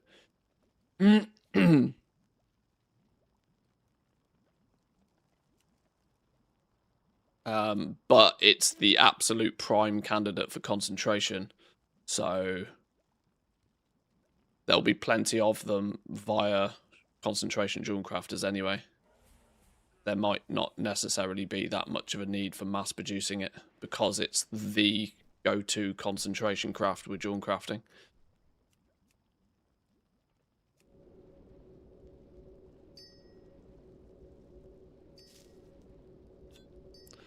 The market might be more than sufficiently supplied by the concentration crafters anyway for those prisms.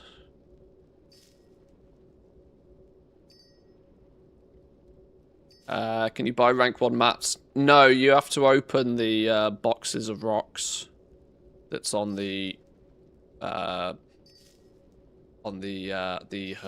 vendor.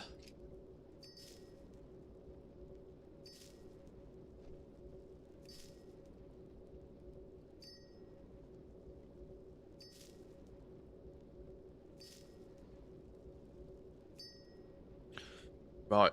Let's burn through this last little bit of ore. That will then be 3,000 copper, 1,000 tin, and 1,000 silver will have gone through. 5,000 ore will have gone through in the aim to try and get from 0 to 100 in one sitting without too much outside help. I'm not sure we're going to get the last 7 points because we haven't got any dust. But the theory goes is that, you can keep chugging away at it.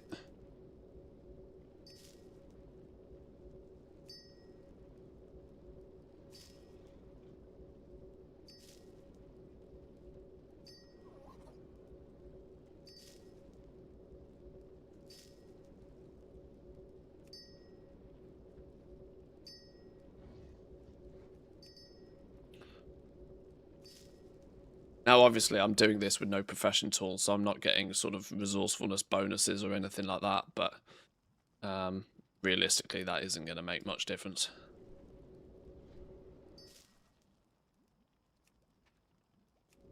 It's nearly exactly a 5-to-1 ratio on stone as well, by the way. I know we've consumed a little bit of stone, but we've prospected 5,000 ore, and we've had a little bit above 1,000 stone. So you seem to get 1 piece of stone pretty much as an average for every time you hit the prospect button.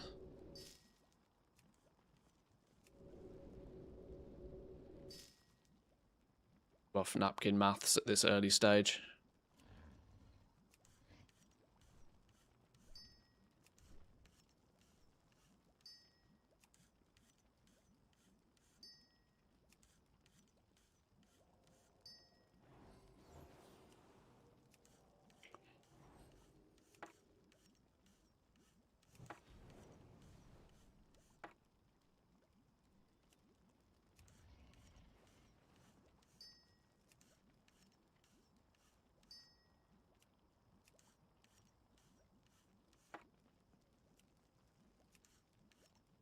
Okay, well, we got to 95.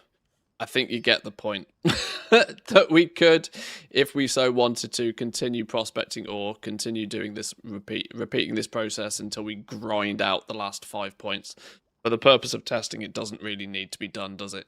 The TLDR is that you are probably not going to do this way because you're going to burn through just stinky amounts of ore. You are going to buy your gems off the auction house in order to craft, let's say, 60 of these up front, meaning you'll buy a bunch of lenses, or you'll buy the materials to craft a bunch of lenses.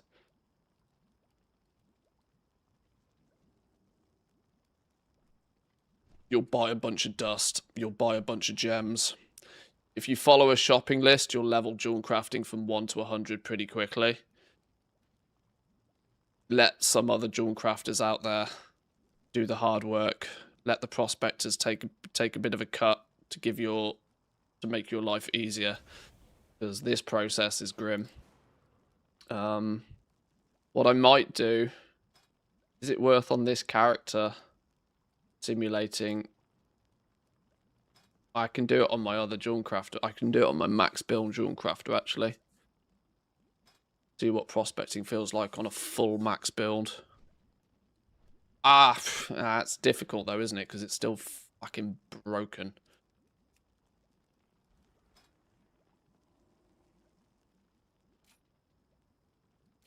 But yeah, the interesting thing for me, more so than anything else, is an au natural jewel crafter doing prospecting without speccing into prospecting is not getting diamonds.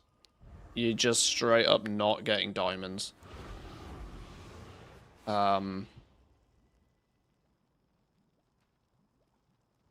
Is there a node somewhere that says now you start getting diamonds?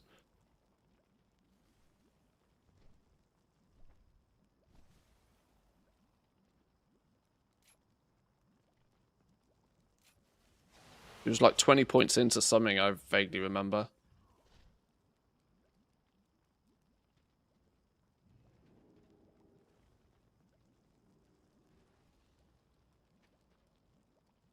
Oh no, it's 30 points in here that gives you the ability to get a second gem whenever you find a gem.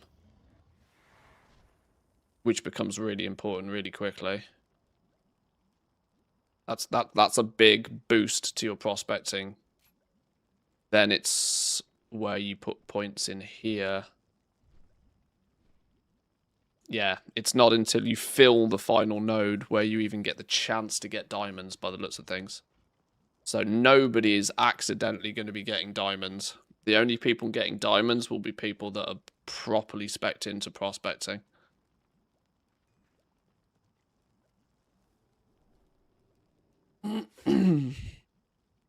So if we, just for some comparison, jump onto our max build jewel crafter, smash through a stack of ore.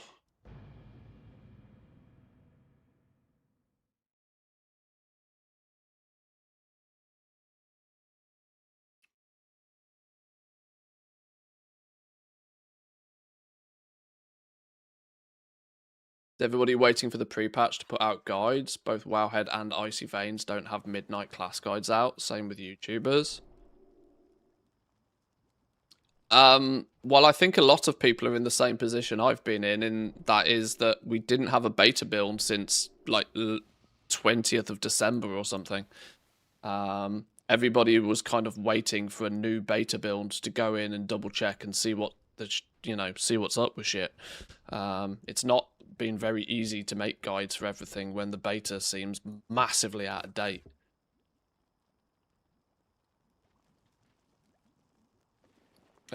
If I've been feeling that way, I'm quite sure others have as well.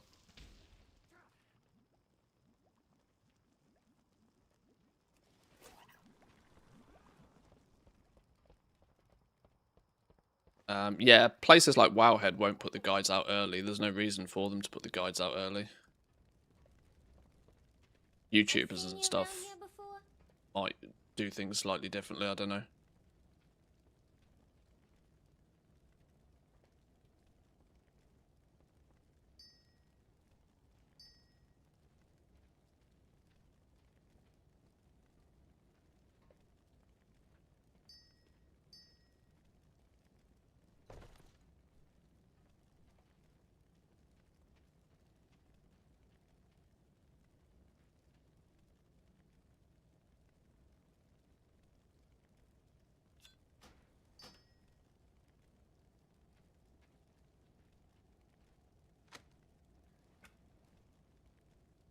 That way. Be careful out there. So for comparison, the reason people are going to absolutely 100% wait for The winds a guide you. jewel crafter to come along and do their prospecting for them, Go in. because if we now go get a bunch of box of I rocks have just the thing for you. and get a stack of even quality 1 copper,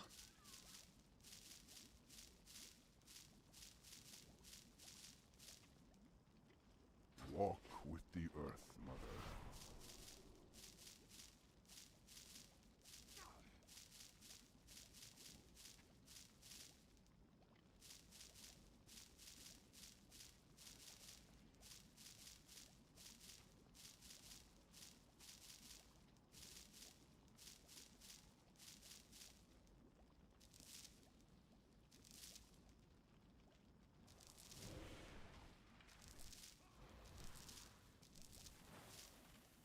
Peace, friend. more rocks.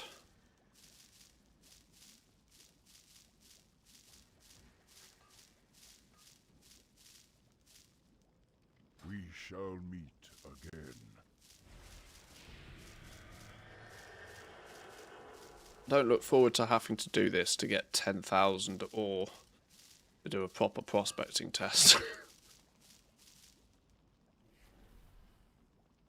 Right, we've got a stack there.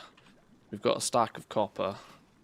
Let's now max build, max resourcefulness, break down full stack of copper.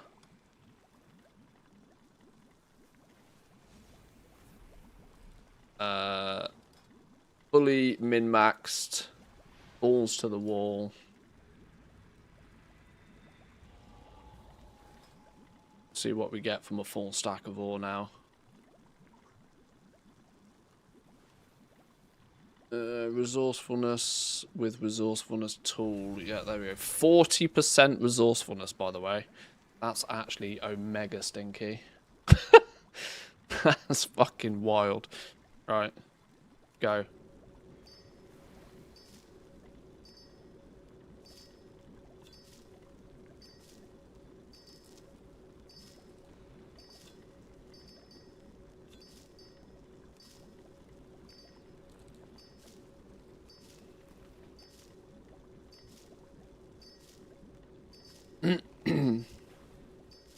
That 55% crafting speed is kind of welcome as well.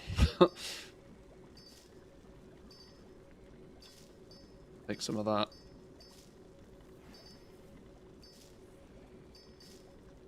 Diamond!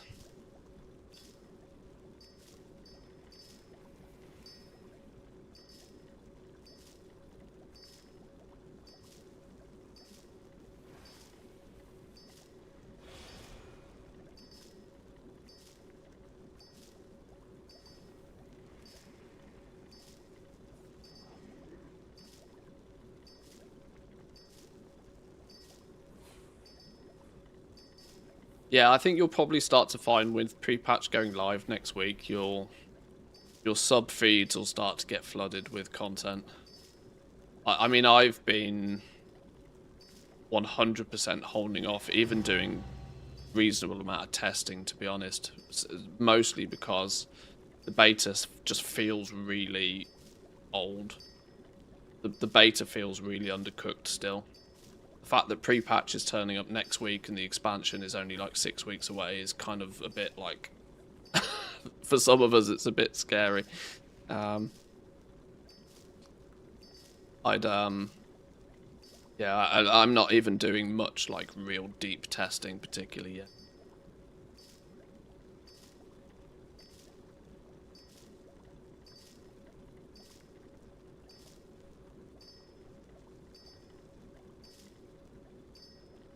What's producing the most diamonds so far? I haven't looked in that much detail yet. This is the first prospecting I've done on a max build dual crafter. The quality of the diamond is tied to the quality of the ore, but then that doesn't consider concentration. My head hurts. Well, yeah, look what we're getting here. Like, we're prospecting quality 1 ore, we're getting quality 1 materials out. Because it's deterministic. You know, we get quality 1 mats out when you prospect quality 1.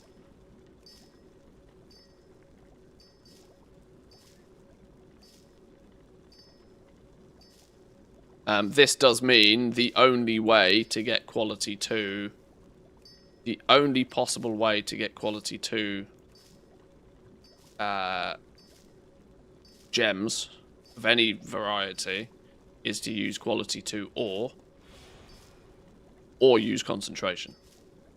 Now, you at 400 concentration per press of the button, when there is a strong chance you might only get stone out of it, you're not going to spend concentration on prospecting, trust me. You'll spend your concentration making kaleidoscopic prisms somewhere where it's actually valuable to do so.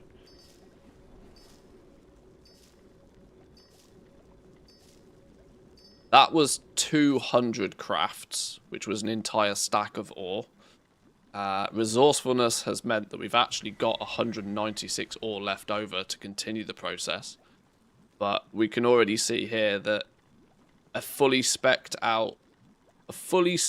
prospector is getting significantly better results than a naked 0 build prospector. 3 diamonds alone is critical to take from that.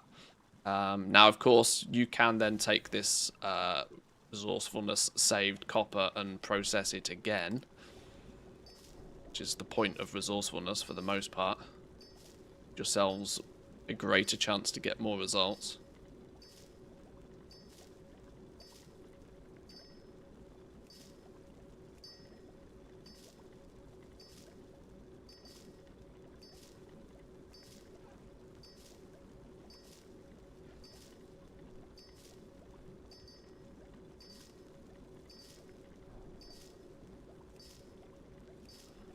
Thorium doesn't have a quality, so I assume it's always high quality diamonds.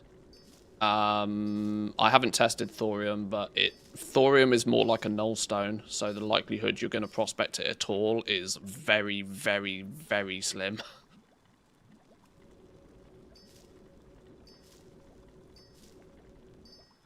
Because it's going to be expensive, and you'll probably be mental to prospect thorium.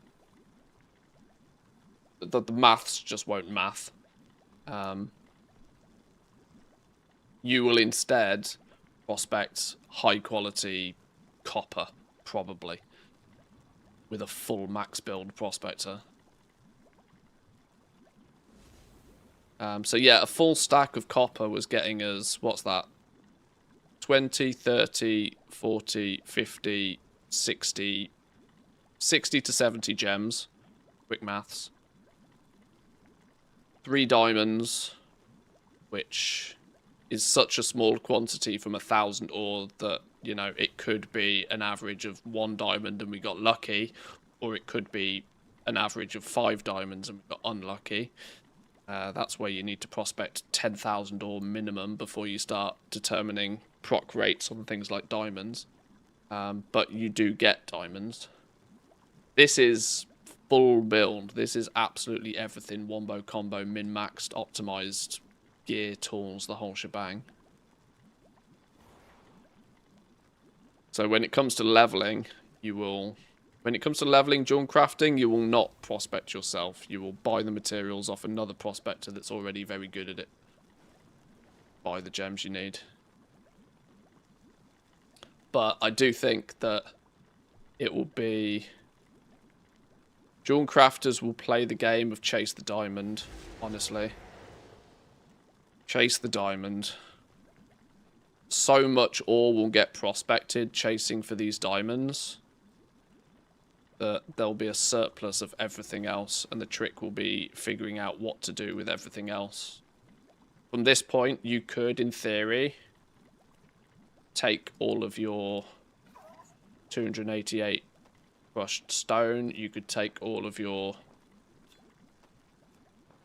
You could take your crushed... You could take your gems that you got from prospecting it. If you're just trying to get diamonds, smush everything down again. Smush everything down into just diamonds and dust.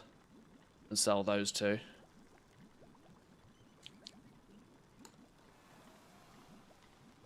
How easy is it to make epic tools, and how much Moxie do they need? Moxie's not on tools yet, so we don't know.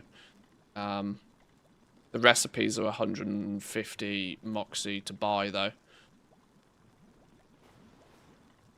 And you're going to need full build to get them at quality 5 without using concentration on them. These diamonds alone is what's going to make jewel crafting feel very much like... very much like Dragonflight. For those who remember and played Dragonflight, we used to sit there for hours burning through huge amounts of ore chasing the diamond. And in Dragonflight, the reason we needed the diamonds was because they were going into elemental lariat necklaces. And of course, meta gem cuts. This time round, diamonds, not only do the diamonds have quality, which is a big thing, but diamonds go into your meta gems. You need a single diamond and a kaleidoscopic prism in order to make your meta gems. Plus 26 primary stat for a normal quality one, plus 32 primary stat for the high quality one. But these high quality ones, in theory, are either going to need both high quality diamonds and high quality kaleidoscopic prisms, which are going to make them pretty expensive, or you'd use like normal quality and concentration to make them.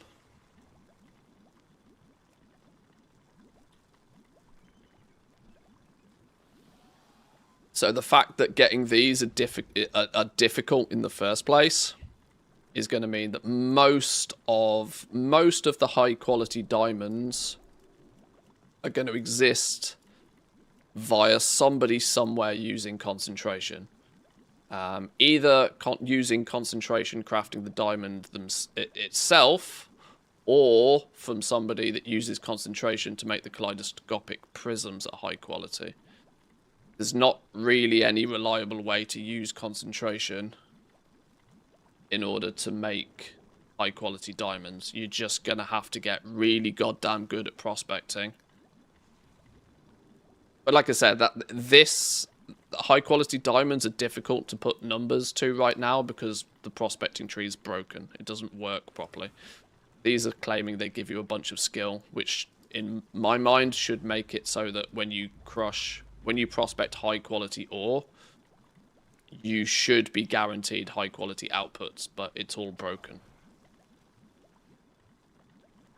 So there's no real way to get good prospecting results from high quality ore right now.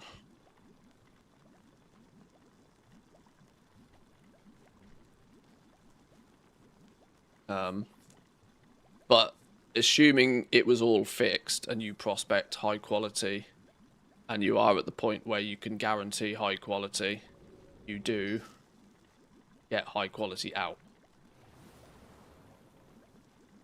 This is what prospectors will strive towards being able to do. Is to put high quality ore in and get high quality ore out. High quality gems out though.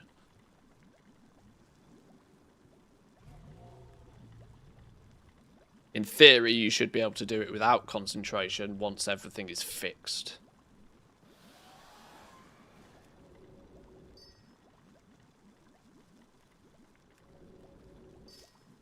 But yeah, high quality in, high quality out once you're min-maxed.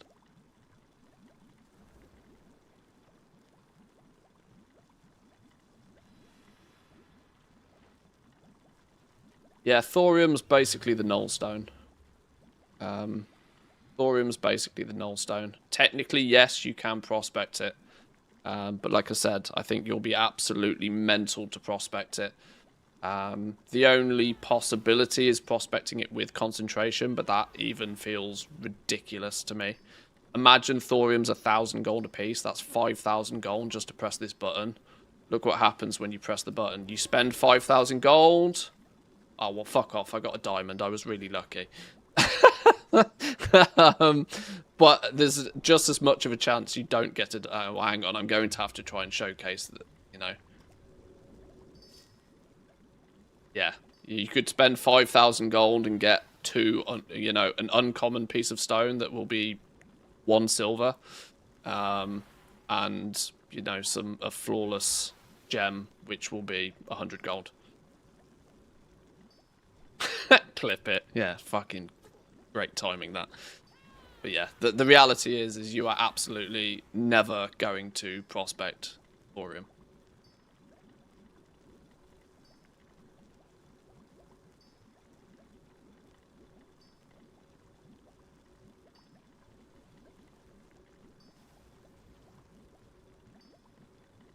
Just made a dual crafting VOD you might be interested in. Oh, were you testing some dual crafting as well? I might throw it up later. But yeah, you technically can prospect thorium. Oh, now I've gone and gotten another diamond. I mean, ultimately, it's all a maths game, right? It's all a maths game.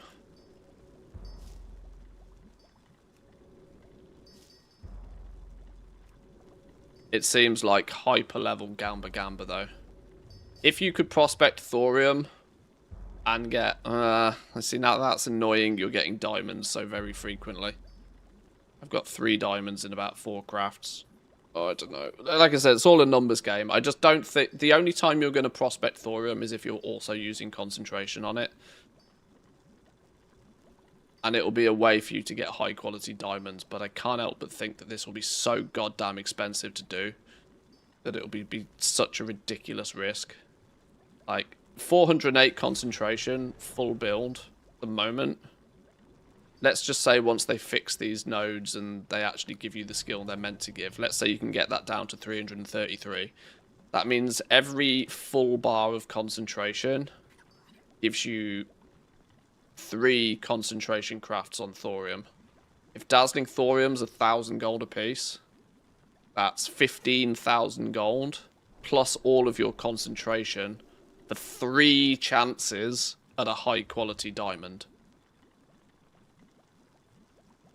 That high quality diamond is going to have to cost 30k for it to even be considered worth. And even then, it's a gamble. Which, like I said, I cannot. And this is assuming your concentration Jewel Crafter is full build in full thorium build. It just doesn't seem viable in any way, shape, or form. Doesn't sound viable at all. There's no risk if you farm it yourself, right, and have concentration army? No, because just because you farmed it, it doesn't mean it's free. Your option, if you farm it, is to just sell it on the auction house and get 15k that way. Why gamble it?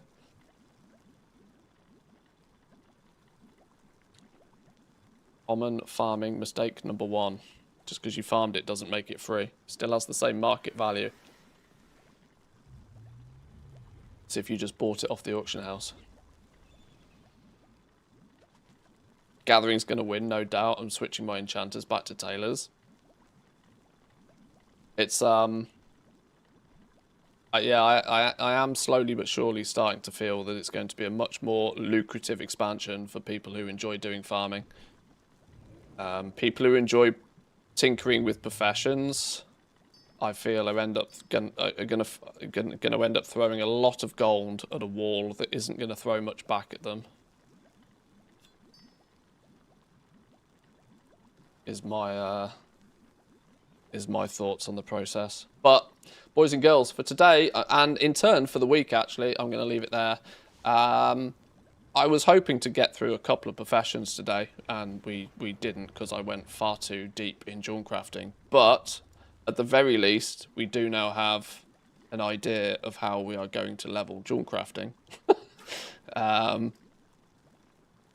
So it's, for the most part, it's one profession down.